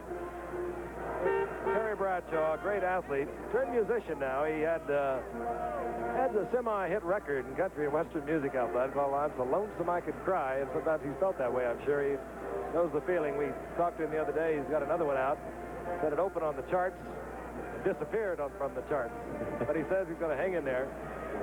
Of course, recently married JoJo Sava from the Ice Capades. Fine athlete out of Louisiana Tech. Monday Night Football will be back with you. Our opening game, Miami and Buffalo. That should be a beauty. We don't know about the Juice, whether he's going to be there or not. And, of course, we have some beauties coming up. September the 13th, of course, the opener. September the 20th, we have Oakland and Kansas City. Just some beauties. So be with us once again. And the coach is not here with me this evening. He's up covering the boxing in Montreal. Of course, I'm speaking of Howard Cosell. Alex Karras will be with me tomorrow in Canton, Ohio for the Hall of Fame game. Bradshaw looking on first down, firing in and out of the hands of John Stallworth. A little behind Stallworth. Bradshaw not happy with that pass. He had Stallworth wide open. I just marvel at the pass protection of this Pittsburgh Steeler line. Harry Parsegan told me this afternoon that he thought they had enough variety of rushes and enough talent in their linemen as well as linebackers to put some pressure on Terry, but thus far they haven't laid a glove on him. Roy Joella, he's put all the points on the scoreboard with 3 field goals. Second down and 10, 45 seconds remaining in the first half. Steelers would like to add some insurance. Bradshaw, this time he goes down. He put everyone into the pattern, and he paid for it. Phil Yaw from Texas Southern, the Raiders' #2 draft pick, in there first. Woodcock was also there, number 66. He's from Hawaii. He's Detroit's 3rd-round draft pick. That time they kept the leverage, and there was no place for Terry to roll around to the outside as he's been doing. Every time else he's been rushed, he's been able to break outside on the corners. No huddle, clock moving. Bradshaw. Stallworth slipped, could not hold on. That time the ball was well thrown, but Stallworth went down. The synthetic turf is wet, but there is now a flag down at the 41-yard line, and I think we're going to have a holding call against the Steelers. I would assume that we would not take the penalty. 28 seconds indicated on the clock. Steelers have one timeout. They lead 9-0. They told you it rained a great deal late this afternoon, and you'll see Stallworth here going for the ball. It was a little bit behind him, and he tried to plant that cleat, hold up, but you could see the water spray almost as though he were an ice skater. Penalty decline. It'll be 4th down. And in comes Bobby Walden, oldest man on the Steelers at 38. He'll punt away to Joe Washington, who was trying to guess with Bobby Walden as to which sideline Walden is going to try and reach. Walden gets off a bad punt. 22 seconds remaining. The All-Stars will open with fairly good field position. See where they mark it.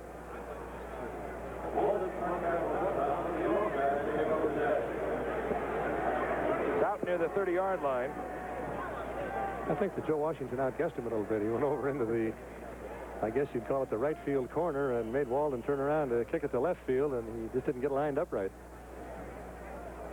Mike Pruitt, 38. Archie Griffin, 45. The setbacks, they're in there with Jeb Blunt, the quarterback. They have 22 seconds with switch to work. Larry Dorsey, speedster from Tennessee State, is one wide receiver. Bash Nagel, 48, the other wide receiver. Blunt dumps it off the screen. Intended for Griffin. He could not hold on. Again, the turf, even though it's synthetic, has collected a lot of water. See Archie just rolling to the outside, and he stopped a little bit. I think if he'd have kept on moving, the pass might have been completed, but very difficult footing. Again, Bud, of course, the screen pass, one of the difficult plays to put together in just a short amount of time, and of course the All-Stars have not had that long a time to work together, and the screen pass takes absolutely perfect timing.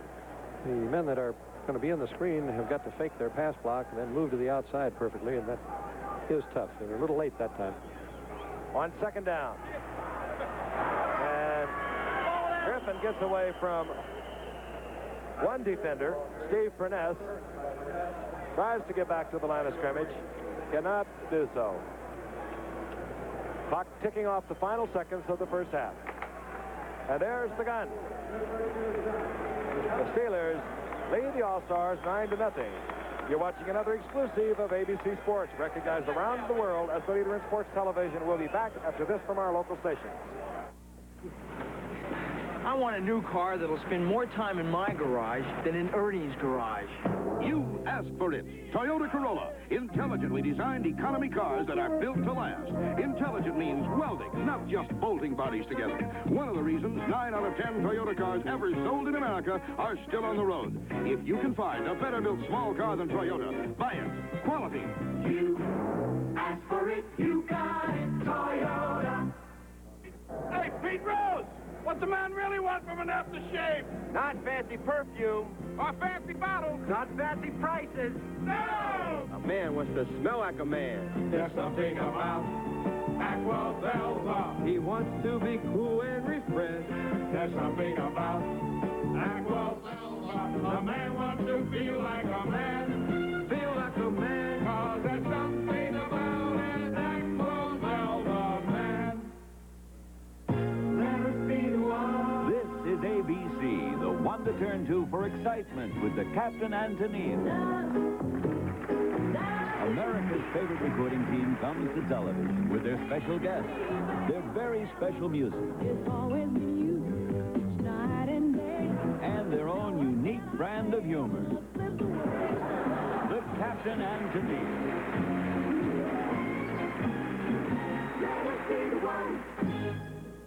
One hostage and 2 gunmen critical after a gun battle. 25 present and former magistrates indicted by a federal grand jury. Details after the ball game on Channel 4.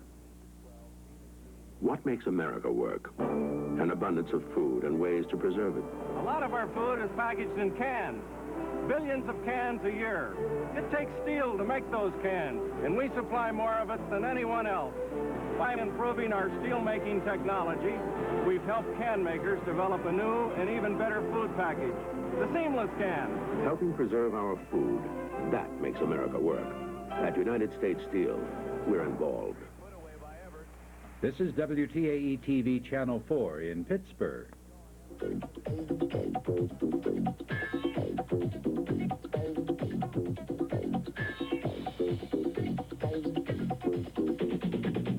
Tonight's coverage of the games of the 21st Olympiad is brought to you by Brim Decaffeinated Coffee, the official coffee of the 1976 Olympic Games. By the Real Goodness Post, the Kentucky Fried Chicken, it's finger-licking good. And by Ban Basic, a new non-aerosol antiperspirant spray.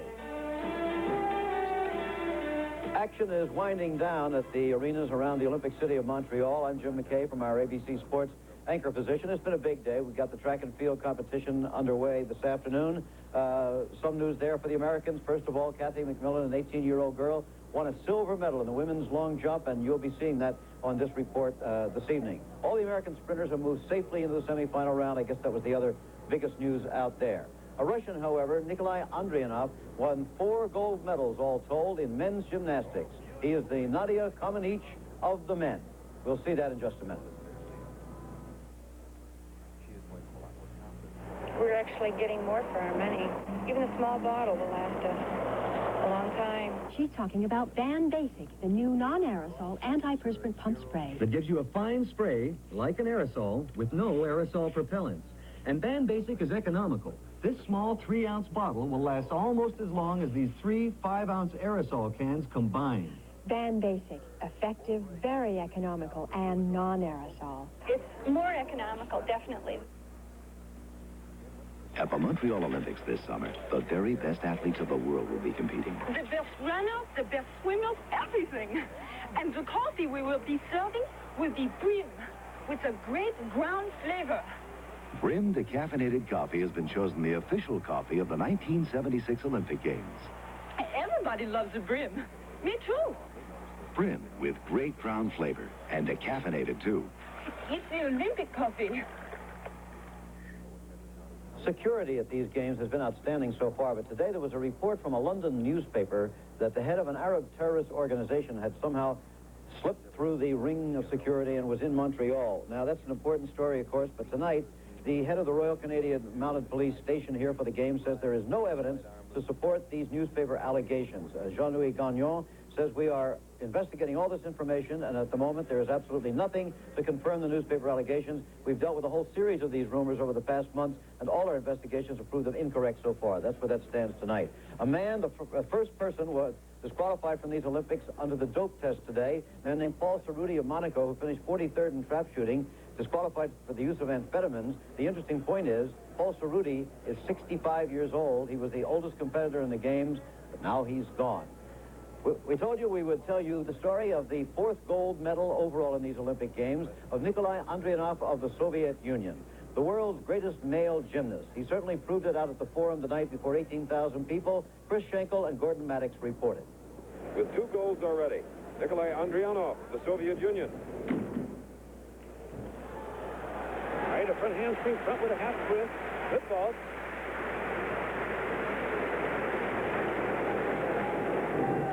Boy, is he having himself some kind of Olympic game. He needs a 9.725 to win his 3rd gold. Well, he's looking at about a 9.7 vault right there.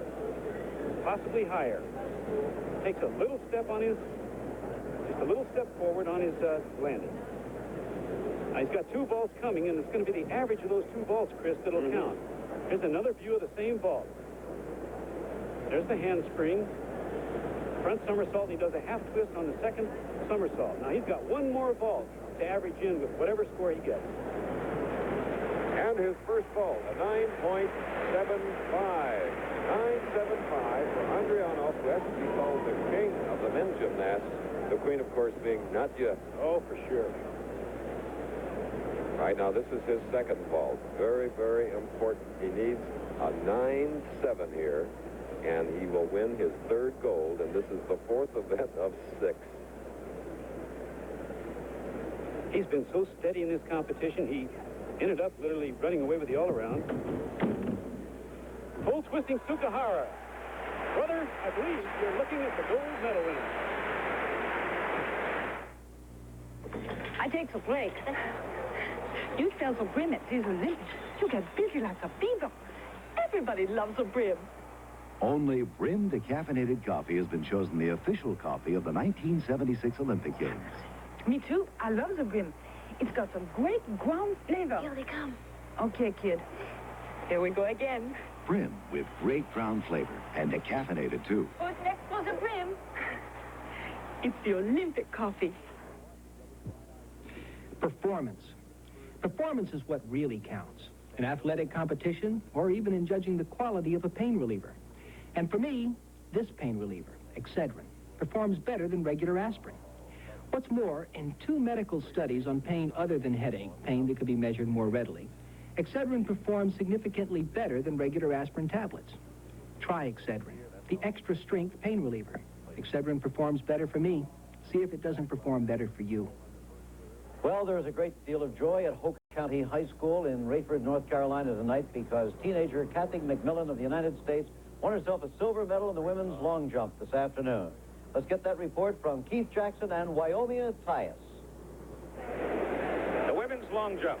Some conversation here with Wyomia Tyus, in particular about young Kathy McMillan, who is the only American to advance to the final round. Sharon Walker and Martha Watson did not qualify for the finals. In the background, incidentally, you see one of the electronic marvels here at the Olympic Stadium in Montreal. That picture is a live picture that is on the scoreboard, so that the people in all areas of this massive stadium are able to see, in some way or another, what is going on. And Kathy McMillan now is getting ready for her jump, the only American in the finals. Young woman from Rayford, North Carolina, who was our national champion and who was the top qualifier at our Olympic trial. Wyomia Tyus, she's up against it. Looks to me like she's getting a little bit of case of Olympic nerve.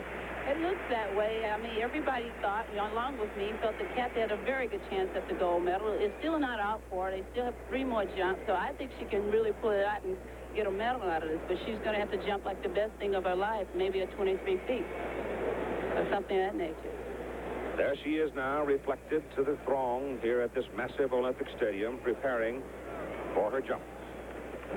There's Kathy right there, and right now she's in 5th place on this jump.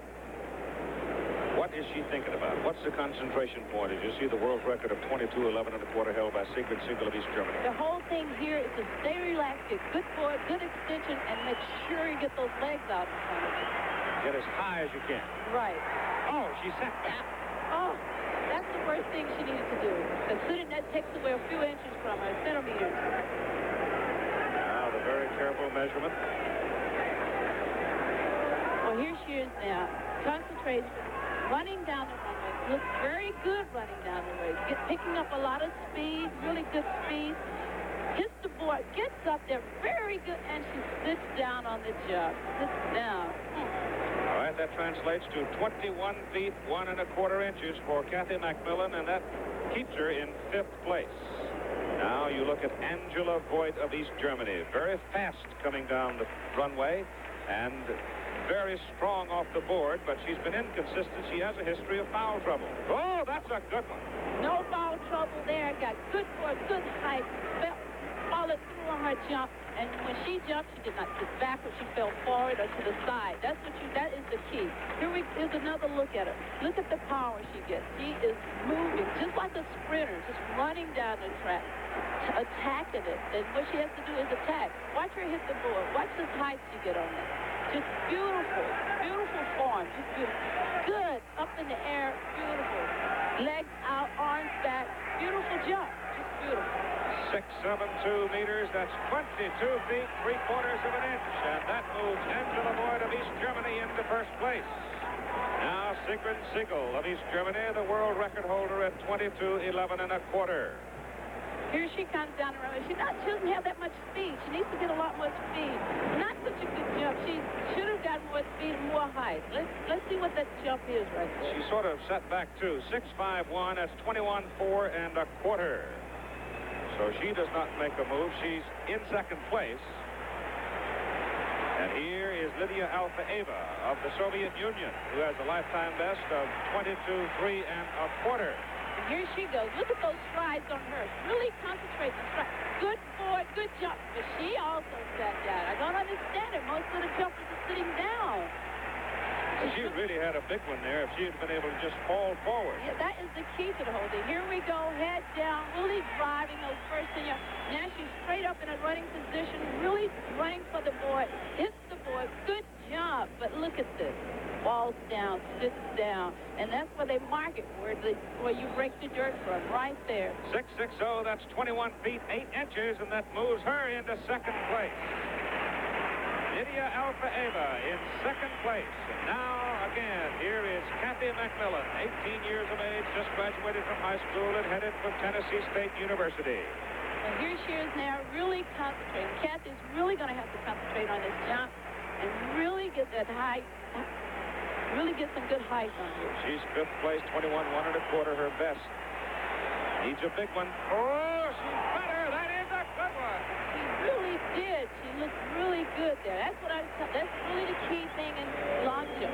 Long jump. Really concentration. A lot of concentration. Their jump. Their jump. She almost sat down. You see how meticulous they are in measuring. And let's watch it again. Here we are again. Look at her. Good striding.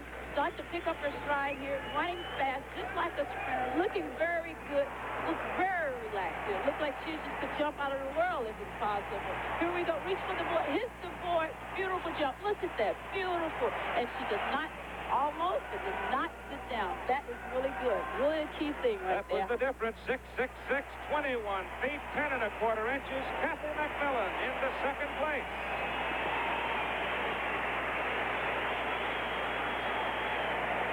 And the final standing. Angela Boyd of East Germany wins the gold medal in the women's long jump. Kathy McMillan gets the silver medal, and Lydia Alphaeva the bronze. I like my chicken finger licking good. I like my chicken finger licking good. Whatever Lila likes, Lila gets. And Lila likes her chicken finger licking good. Well, of course I like my chicken finger licking good. Is there any other kind of chicken? I like my chicken finger licking good. Real goodness from Kentucky Fried Chicken. What's the most fun about having tacos? Making them. Eating them. Making them. Eating them. Ortega has what you need to make tacos at home. Take an Ortega taco shell, add meat you prepared with Ortega seasoning, then cheese, lettuce, and tomatoes. Top with Ortega taco sauce. I like making them. And then eating them. Ortega tacos. Fun to make, fun to eat. Tomorrow will be the biggest day of these Olympic Games so far, and with a little luck in the semifinals, we could have Harvey Glantz, Steve Riddick, and Johnny Jones of the United States going against Valery Bortsov in the finals of the men's 100-meter dash. We're also going to have the finals of shot put, George Woods and the other big men. We're going to have John Neighbor going for his 4th gold medal in swimming tomorrow night. We're going to be on the air from noon to 2, then Wide World with the Pro Football Hall of Fame game from Canton, Ohio. We'll be on the air from 5 to 7 and from 8 to 11. 7 hours of coverage. But right now, it's a good night from Montreal.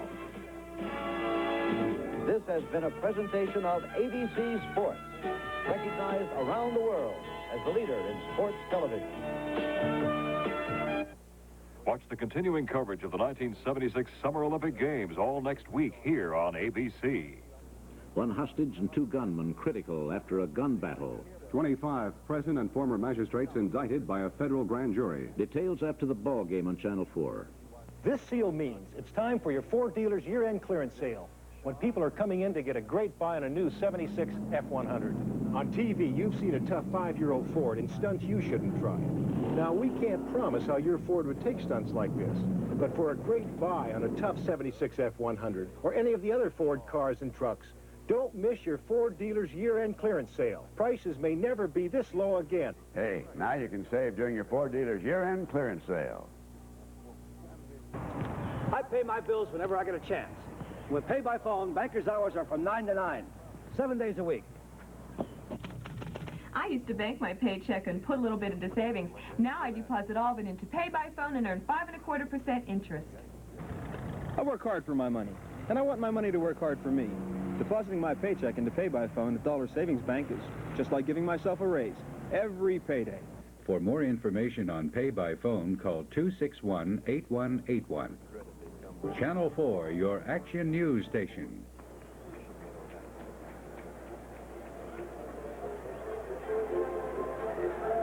We're back in Chicago, Soldier Field, the College All-Star football game, the 43rd annual such happening here. And there is Terry Bradshaw. We've seen him go all the way this evening. Not having the best of nights, but Roy Girella has yet to miss, so the Steelers lead 9-0 over the All-Stars. The All-Stars have played, I think, excellent defense, Frank. Those 3 field goals came from the All-Stars' 38-yard line where they got the ball. The Steelers did.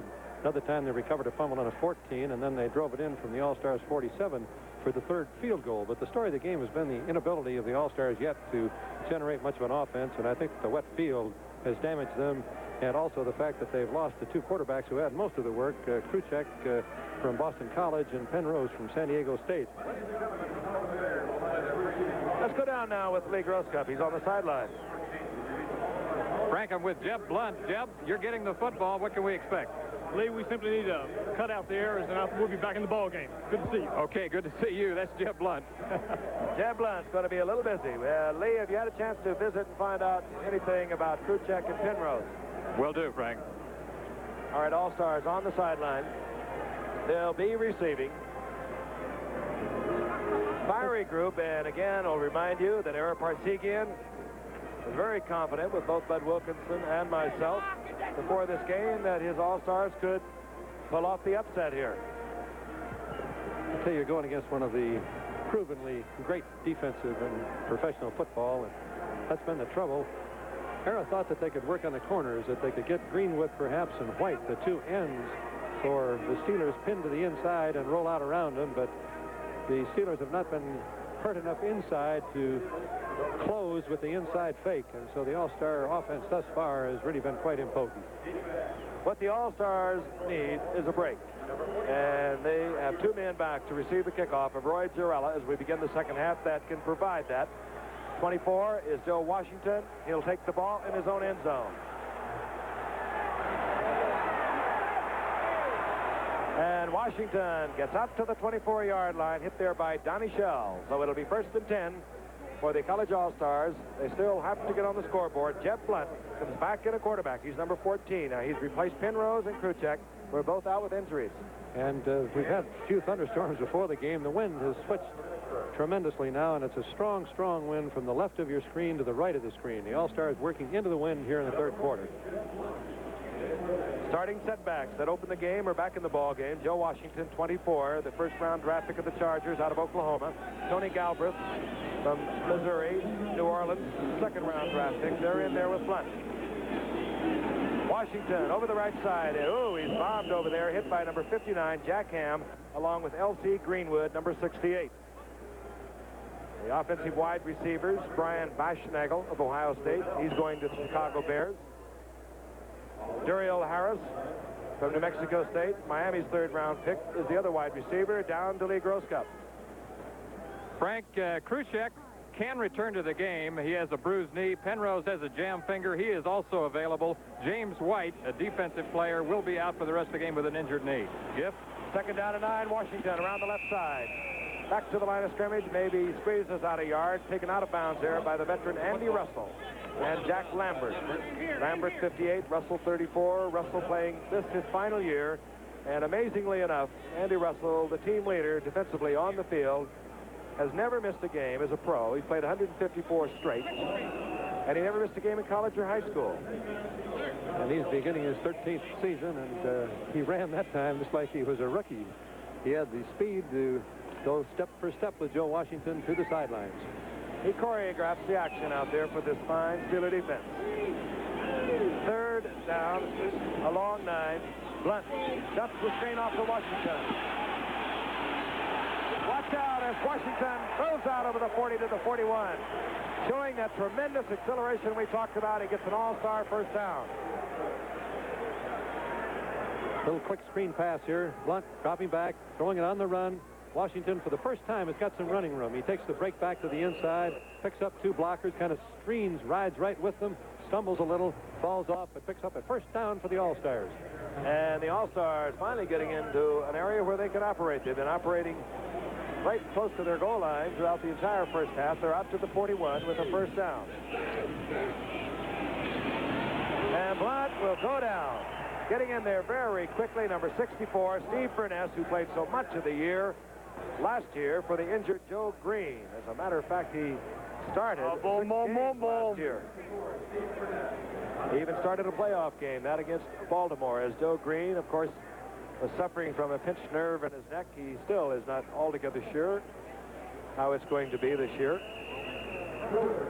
Trying to repeat the play that has worked for you normally is awfully good strategy because you don't think the defensive team is going to be looking for it. But the repeat that time had the Steelers looking right down the All-Stars' throat. They were ready for that quick screen.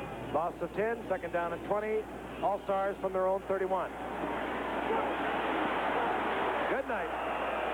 Blunt hit by Ernie Holmes, the silent one of that front four of the Steelers, yet he was the leader in team sacks last year, as he was the year before. Let's watch again, number 63. Little crossing in the backfield. Looks like Blunt has got some room here. He shakes it off to the outside, looks just ready to make the throw, and at that time, it's bingo as Holmes is on his back. A loss of 8 more. Third down and 28. You're going to have to kick that ball into that stiff wind, too, which is going to take away the field position for them unless they do something great here, Frank. As you said, they did have it for a moment, but only a moment. Well, Blunt, I don't think I'd have to tell him he should be very careful because the Steeler front four will disregard run. Here they come. Holmes taking everything with him. Gets time to unload it. And Brian Baschnagel way downfield could not hold on. Good coverage back there. I'll tell you, Blunt's got some poise. He was the most valuable player in the Missouri Valley Conference last year. You can see him rolling out, set, looking, and he delivered the ball well. Baschnagel is almost open, but Steeler defense in great position as they have been all night on every long pass. Jack Ham back there, along with 27, Glenn Edwards. Rick Ingalls punting for the All-Stars. Winford Gaines deep. Flag goes down, and catch is made at the 50-yard line, but again, a flag down at the line of scrimmage. Theo Bell took that ball at midfield. The All-Stars have been at illegal men downfield twice, but this time the call goes against the Steelers. An offside call against the Steelers. You've got to figure that Engel's going to hit that kick a little better than that, so I think they'll take the penalty. Referee is Carl Lepore. Umpire, John Keck. Head linesman, Dave Hawk. Line judge, Ralph Vandenberg. Back judge, Bob Rice. Field judge, Charlie Musser. It'll remain 4th down. Offside, Pittsburgh. Offside call against Pittsburgh. So Ingalls will get another shot into that gale that Bud Wilkinson was telling you about a moment ago. Kicking right into it. Winford Gaines deep, 36. Theo Bell is back there, number 83. And it's over the head of Gaines, out of the end zone. Safety. Safety. Score 9-0, that doesn't kill you, but it doesn't help you any either. Ray Penny was the center, number 59. It's made every snap good up until that one. I just don't know what happened. Maybe the wet ball got out of his hand or something, but when he let it go, the wind picked it up and it wheeled through the end zone with ease. Hey, Wilt Chamberlain couldn't have handled that one. It was way over his head, in and out of the end zone. Safety. 11-0 now. The Steelers leading the college All-Stars. All-Stars will put the ball in play from their own 20. They can kick the ball either by punt or they can have it held and they can kick from placement. They cannot use a kicking tee. The coverage normally is much, much better on a punt because the ball's up in the air so much longer. It's higher, but the way that wind is blowing, Frank, I don't know. Well, Chris Barr is coming in. You figure he's going to get a little more on it than Englewood. Well, he's a soccer player, an All-American soccer player, by the way. Number 2 round draft pick from Cincinnati. He can really get the foot into it. He kicked 3 55-yarders last year for Penn State. So maybe they just decided, I agree with you, Bud, you can get better coverage on the punt, but he can get that big foot into it. And he hangs it up there almost like a punt. And Jack Delaplane has the ball, number 35, and look at him go. And he's taken down, finally. Jack Delaplane taken down there by Mario Clark. So a safety, a good return by the Steelers, and they're set up once again. It'll be 1st and 10 for the Steelers. They'll be at the College All-Stars 27-yard line. And they come back with their big guns. Terry Bradshaw is in there with Rocky Blyer. Number 20, Franco Harris. Number 32, Swan. Number 88, wide receiver. Lewis, 43, the other wide receiver. Franco gets the call over the left side. Runs into big number 77, Ed Simonini. A flag is down.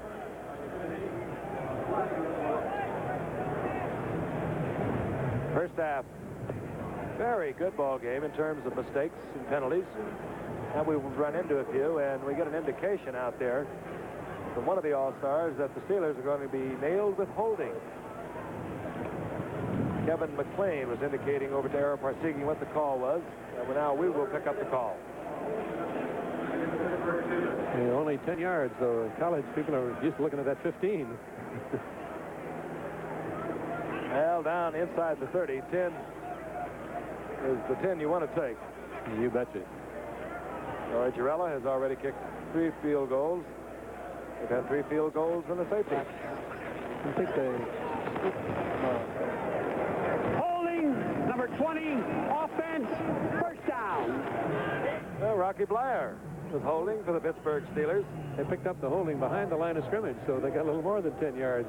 Holding penalty being marked off from the spot of the foul. Ball at the 37-yard line. First down and 20. Blyer is really nailed by Mr. Leroy Selman on his way to the Tampa Buccaneers and John McKay. Number 93, Leroy Selman. Unusual to have a defensive lineman picked as the #1 draft choice in college football, but he's unusual. Indicates again how important defense is. The only way you get the ball is to stop him or receive kickoffs, and you start building the team with a defense, and that's what John McKay is going to do around Leroy Selman. Rocky Blyer suffered for about a yard. Stuck him down to 19. Bradshaw lots of time. Then Swan at the 22-yard line, short of the first down. And this little man is something very special. Lynn Swan, 11 touchdown receptions last year, and he catches the ball in the crowd. He can catch it deep. If you saw the Super Bowl, he was the one that broke the back of the Cowboys. A little curl pattern, but he's got so much speed and so much of a threat deep. You can see him turn his back. He's hit, but he just kind of rolls with the punch, as Thomas puts it to him. Great player. And a great personality, too, Lynn Swan. Also an excellent drummer. He can really play him. He's going to be a fine sports announcer. He'd like to be that. Worked with him in the Coach's All-American game. Fine young man. Third down now and 5. Ball at the 22. Harris on the draw. Big hole. Forget it.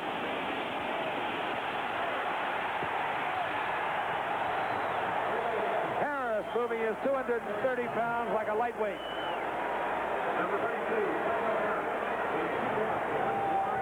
Good call by Bradshaw.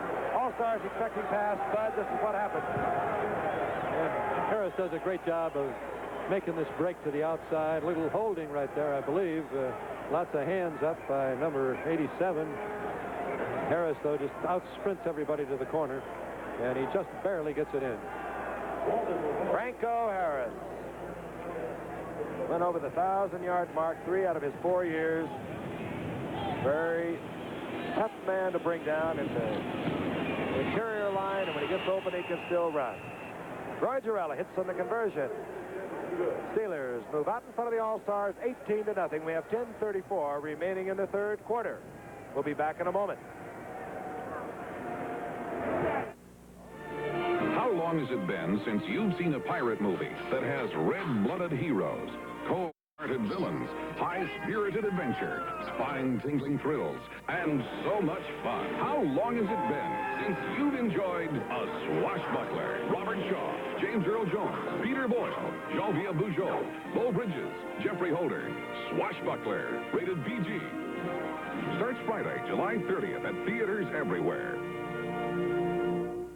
GE presents The Flip. 1, 2, 3, 4, flip the flash and shoot. 4 more. 5, 6, 7, 8, it's fast and fun and featherweight. General Electric Flip Flash.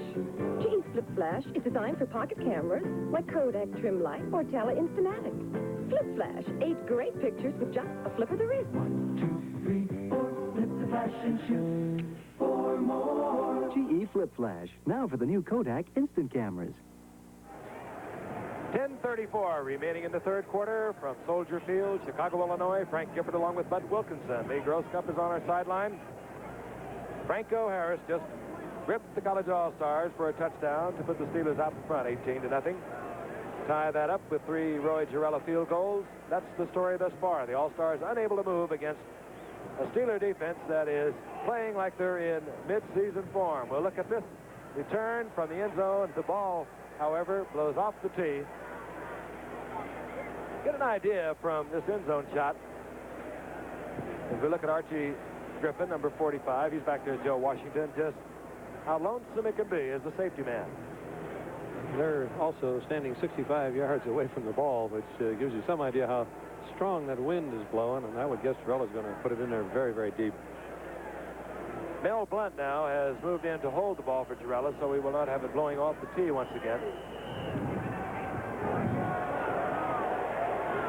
It'll be Joe Washington at the 1-yard line. And Washington smothered by a host of Steelers at the 18-yard line. So once again, the All-Stars start in trouble. And that has just about been the story. They have not been able to exercise any sort of chancy offense because they have been starting in trouble every time they get the football. A little bit snake bit, too. They could have had the wind at their back here in the third quarter, being behind 9-0 when the quarter started. The wind has been changing all night and suddenly really is blowing from the left to the right of your screen. Jeff Blunt is the quarterback, and he does not even have a chance to get the handoff. Steve Furness barrels in there from defensive left tackle. Furness going now at the spot where ordinarily we'd see Joe Green. But again, Joe Green has that pinched nerve, so we have Furness, L.C. Greenwood, Ernie Holmes, and Dwight White. That's the front 4.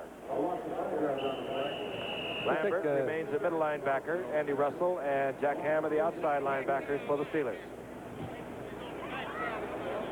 Loss of 5, second down and 15. The ball at the 12.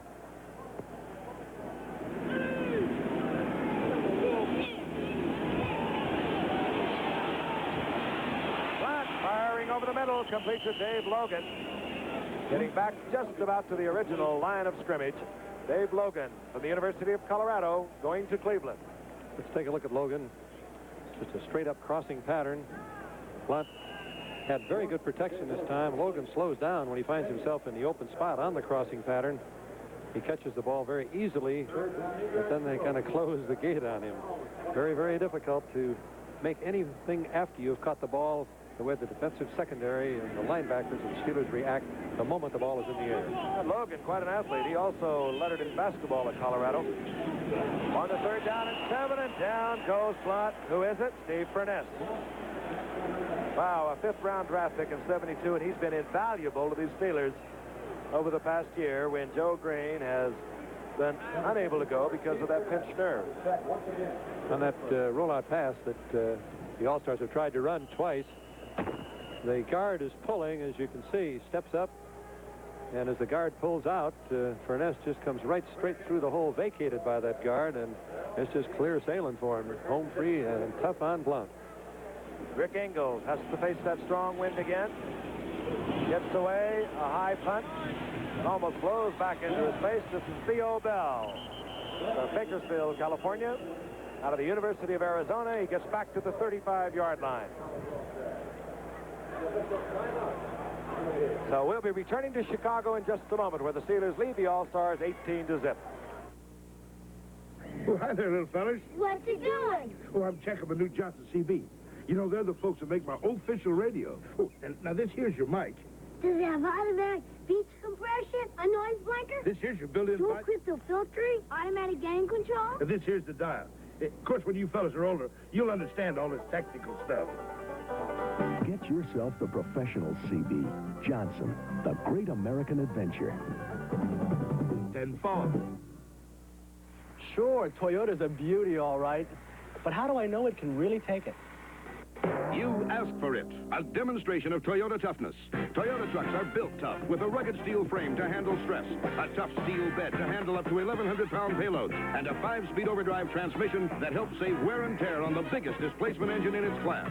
If you can find a better-built truck than Toyota, buy it. Quality. You ask for it, you got it, Toyota. Some happy Chicagoans. It must be from Pittsburgh, because Pittsburgh dominating the All-Stars. They lead 18-0. They have a first and 10. They're at the All-Stars' 35-yard line. Bradshaw going all the way. Inside trap goes to Flyer. Flyer moves inside the 30-yard line. They'll mark it at the 28-yard line. Hit there by Ed Simonetti, the middle linebacker. Don't forget, Olympic coverage from Montreal again tomorrow at 12 noon Eastern Time until 2 o'clock when we pick up the Hall of Fame game from Canton, Ohio, Detroit, and Denver. And then again from Montreal, 5 to 7. And then again tomorrow evening, 8 to 11. The excitement of the 21st Olympics from Montreal. Second down and 4. Flyer. Flyer gets to the line of scrimmage, 1.5 yards, maybe, and flags are all over the field. Greg Buttle came up there from Penn State, number 67, to make the stop. He will be heading for the New York Jets as their number 3 pick.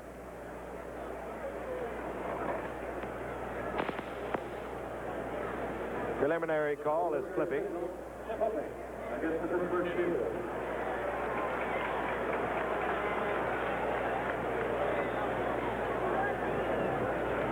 And down on the field is Aaron Kyle. He's being attended to. He's from the University of Wyoming. He's the number 1 draft pick of the Dallas Cowboys. Cowboys obviously drafting for their secondary. We will not speculate on what the injury might be. Some kind of a leg injury, Frank. Flipping against Pittsburgh.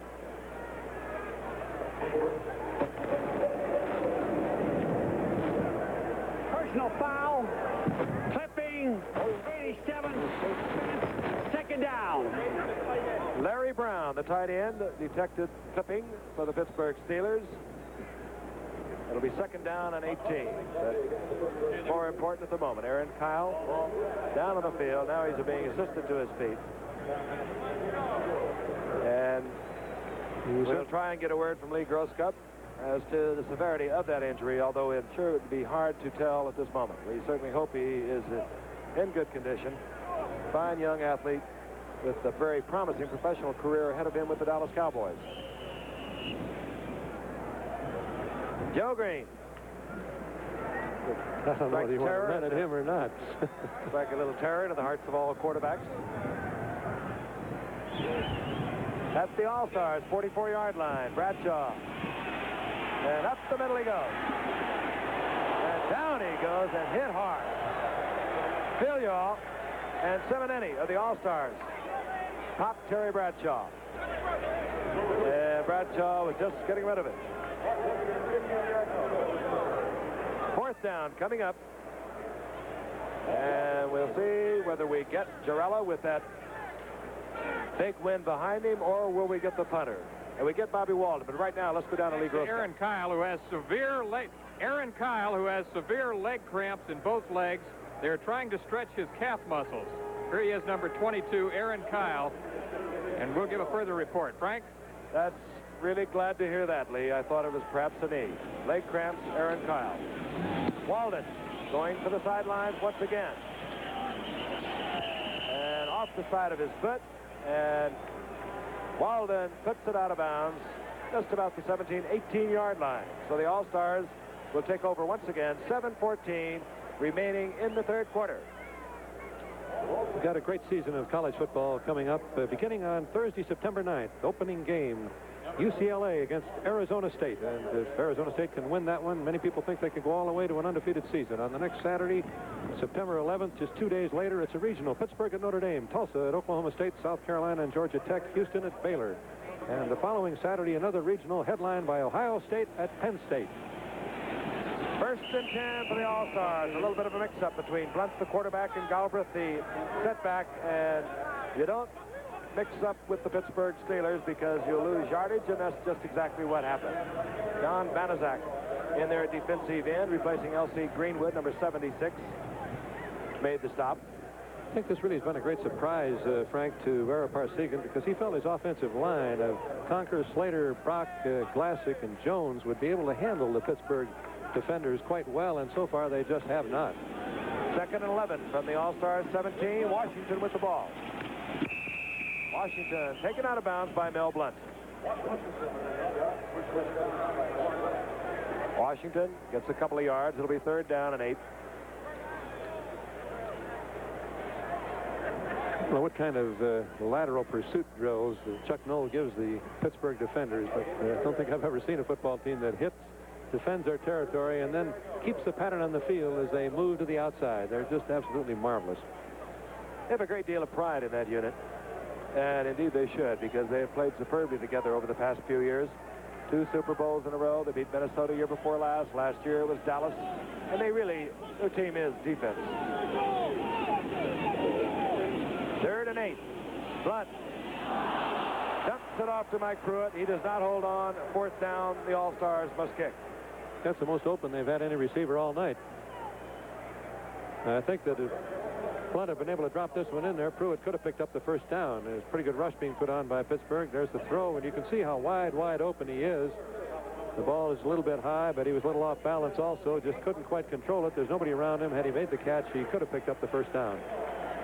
52,895 people are here enjoying this game tonight, the 43rd annual All-Star game, as Rick Ingalls drops the kick. He's from Tulsa. He's going to Jack Patera and the Seattle Seahawks. And he won't stay there very long, kicking it like that. Flag goes down. Down the sideline. Gaines made the return. But there is a flag down at the line of scrimmage. In defense of Rick Ingalls, he's been kicking against the wind all night. Every time they change possessions, or they change at the quarter, the wind seems to change with him. But he's had a long night with the foot.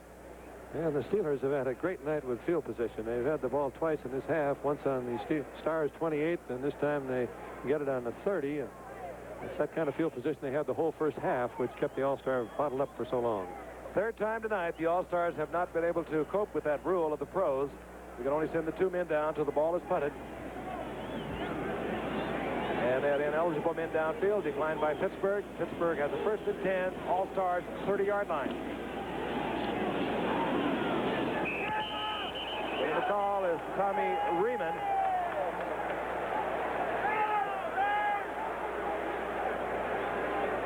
Tommy Riemann is a rookie out of Missouri. And I think we're going to get a little rain, Frank. Riemann, the Steelers' 9th round draft pick, and there's a whole bunch of scurrying going around here because the clouds have begun to open up again. He was a 9th round draft pick, Riemann was, in 74, but he went into the WFL where he led the league in rushing. He had 1,576 yards. Right now he's in the lineup with Terry Bradshaw. Second down now and 8. Bradshaw with the draw fake. Riemann gets the call of the screen. And Tippy towing down the sideline. Riemann all the way down inside the 5. Steve Niehaus there to make the stop for the All-Stars. You were talking earlier, Frank, about how long it takes to time a screen pass perfectly, and that's the advantage the Steelers have always in the All-Star game, or the pro champions have. They've been together a long, long time. As that pass was completed by Bradshaw, you could see the 3 linemen out in front of the ball carrier. Beautiful execution. Let's take a look at it again. And as the ball is dropped off, look at the timing of the 3 linemen leading the ball carrier down the field, and It's a very beautiful, beautiful play. First and goal for the Steelers. Tommy Raymond taking the screen. Ball at the 2-yard line. Duquois back in there now. He's in with Rocky Blyer. And Raymond over the right side gets the touchdown. And lays a little spike on it for us. And the Steelers extend their lead. Raymond gets good blocking on the play. Also, he's got good balance. He's got good determination. And he takes it into the end zone for the touchdown. Let's take a look at it again. Fine lead blocks. And I just want to get in that end zone, and Raymond does. Roy Girella for the conversion. Would you believe? No good. So the Steelers lead the College All-Stars 24-0. We'll be returning to Chicago in just a moment. Dad, we're late. I won't get dressed without my right guard. I will not get dressed without my right guard. Why not? Because right guard double protection protects us so well, it also helps protect our clothes from odor, wetness, and stains. Protects us, protects our clothes. I will not get dressed without my right guard. Get dressed, David. Oh, thank you. Right Guard Double Protection Antiperspirant. Spray and roll on. Don't get dressed without it. There is an evil that lurks at the end of the day. That evil is the shadow. It creeps up and makes your face rough and ugly. But the Gillette Track 2 fights the shadow. Its twin blade shave lasts long. The first blade stretches the whisker out so the second blade can shave it again. Closer. And a closer shave means a longer lasting shave. The Gillette Track 2 shave with regular or adjustable cartridges can outlast the shadow.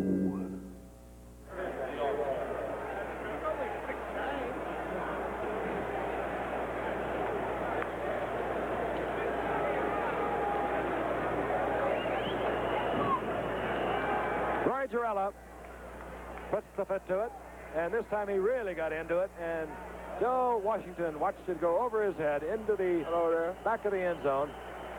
So the All-Stars will take over, 1st and 10, trailing 24-0 from their own 20. And you can see the crowd, some of them still hanging in there, some of them are leaving with this thunderstorm coming up. The umbrellas are up. The loyal fans stay with it. Many people think that maybe that lightning flashing around is going to get them off the golf course. Got my attention. There's some noise up in the heavens. Jeff Blunt remains as quarterback.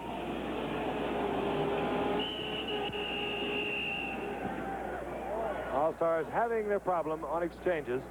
I tell you, when you're looking at Furness in there and Ernie Holmes, some of those other people that not quite like the face in college, and the All-Star centers are finding that out, Rock and Penny. Loss of 2. It'll be 2nd down and 12.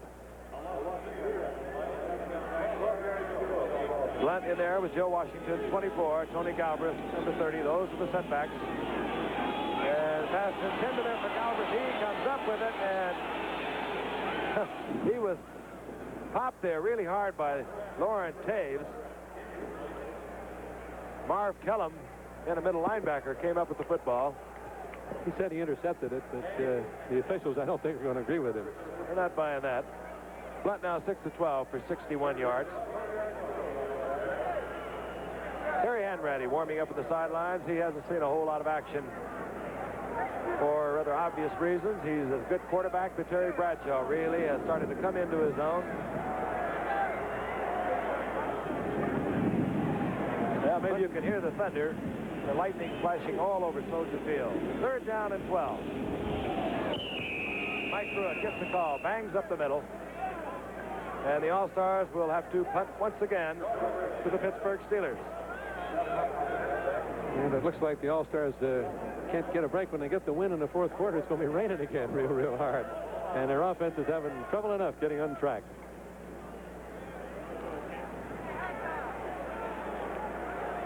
Hurricane goes dropping back.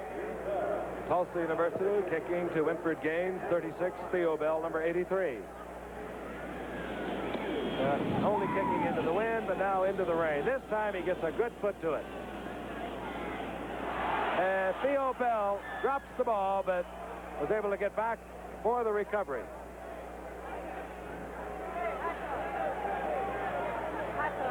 Let's go down now to Lee Gross Cup.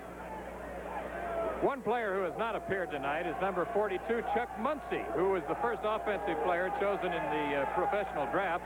I asked Chuck why he hasn't appeared yet. He said he had no idea.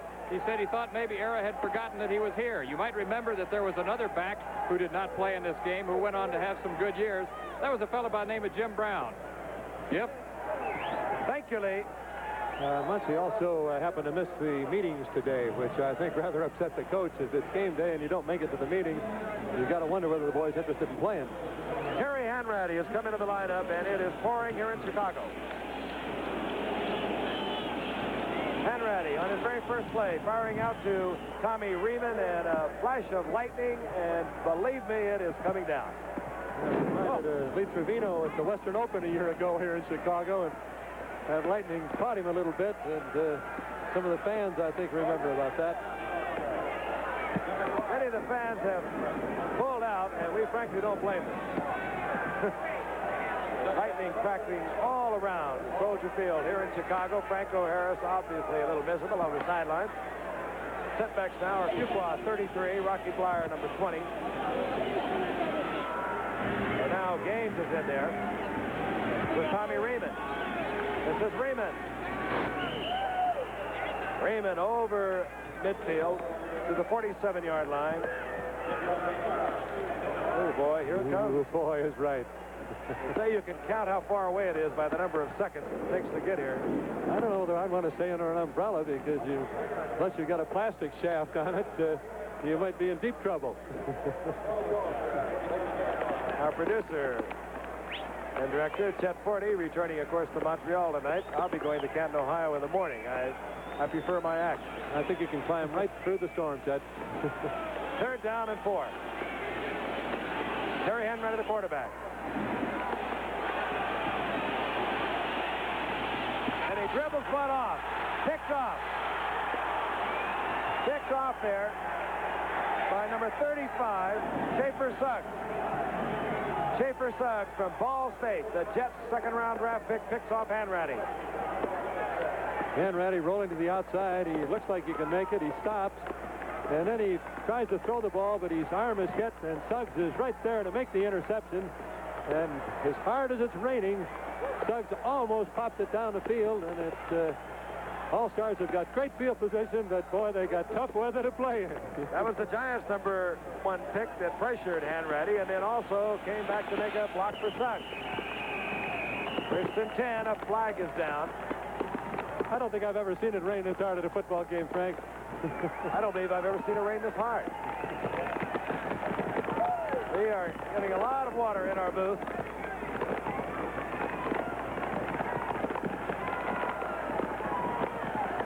We played Northwestern here one year and had these kind of thunderstorms. Ara Parsegan was coaching Northwestern at that time. Chicago, I guess, can really turn on the rain. 5-yard penalty offside against the Steelers.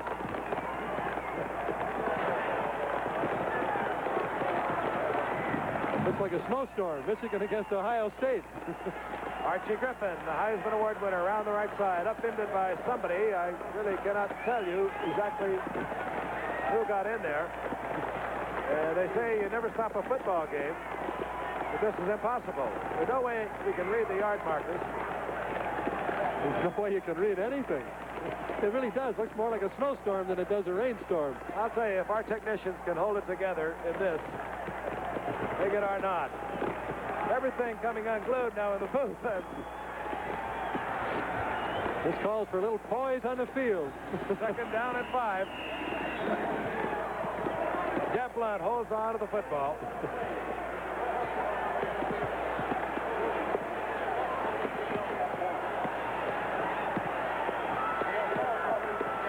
It'll be 3rd down now and 7. Jeff Blunt, I believe, was the ball carrier.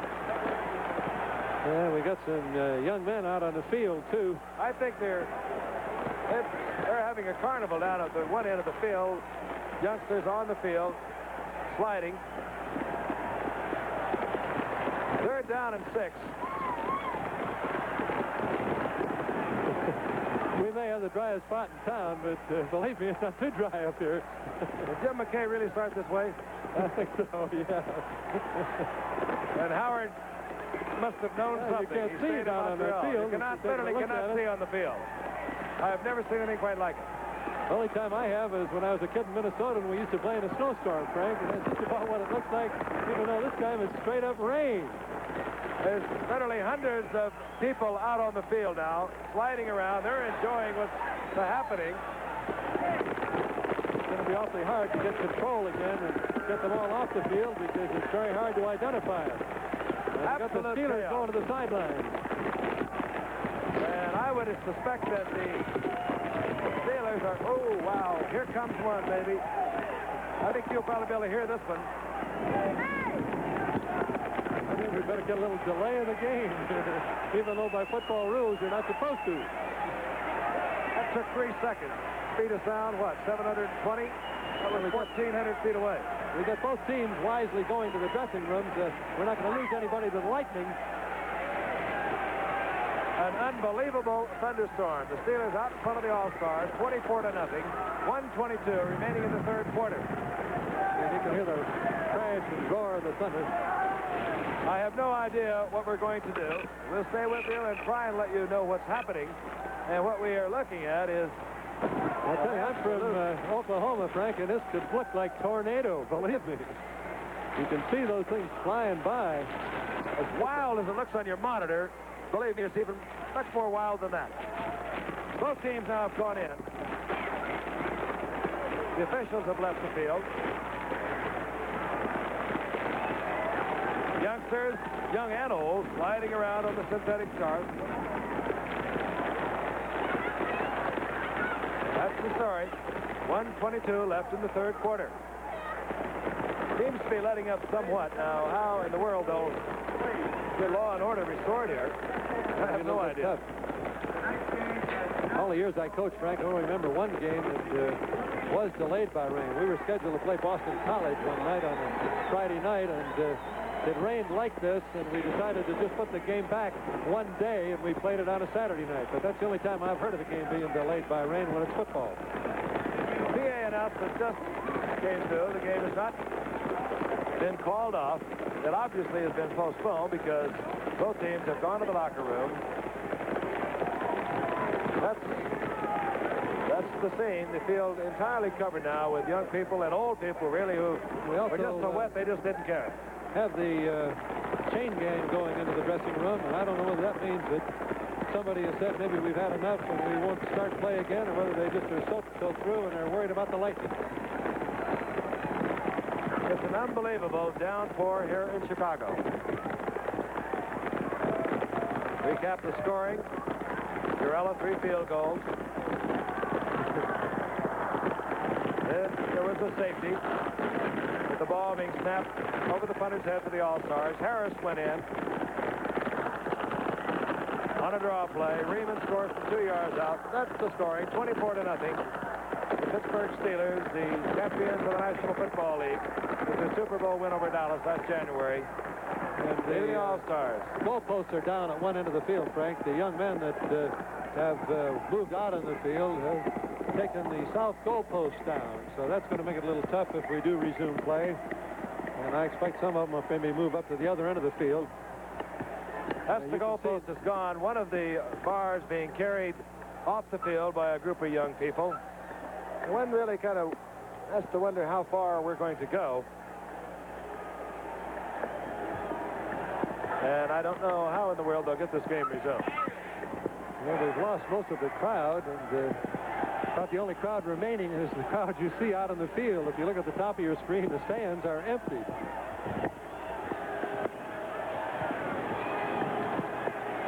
Commissioner Pete Rozelle is with us, as is the head of the Chicago Tribune Charities. They are here in the boxes next to us. I don't know what decision they might make. We have came that the game had not been called off.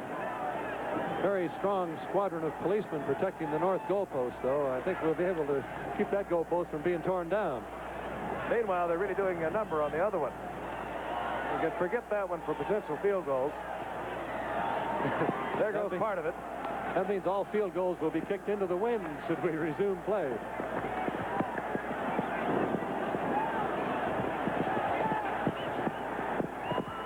We want to alert our stations down the line that we will be joining you very shortly, and we have understood that the game has been called.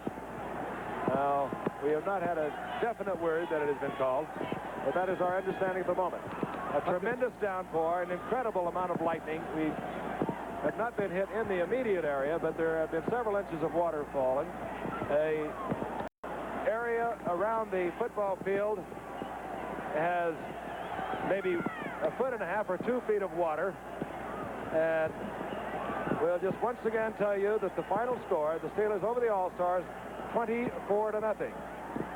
This is Frank Gifford along with Bud Wilkinson and Lee Grosskopf saying so long from a wild Soldier Field in Chicago, Illinois. The College All-Star football game has been brought to you by Gillette, makers of Good News, the all-new one-piece twin-blade disposable razor. By Toyota. You asked for it, the official car of the Superstars. You got it, Toyota. Also brought to you by Sears Tire and Auto Centers, home of the Die-Hard battery. And Sears Road Handler steel-belted radial tire. Travel arrangements made through and a promotional fee paid by United Airlines. United featuring Royal Hawaiian service on more wide-body 747 to Hawaii than any other airline. The proceeding, a presentation of ABC Sports, recognized around the world as the leader in sports television. The other goalpost comes down. Good night.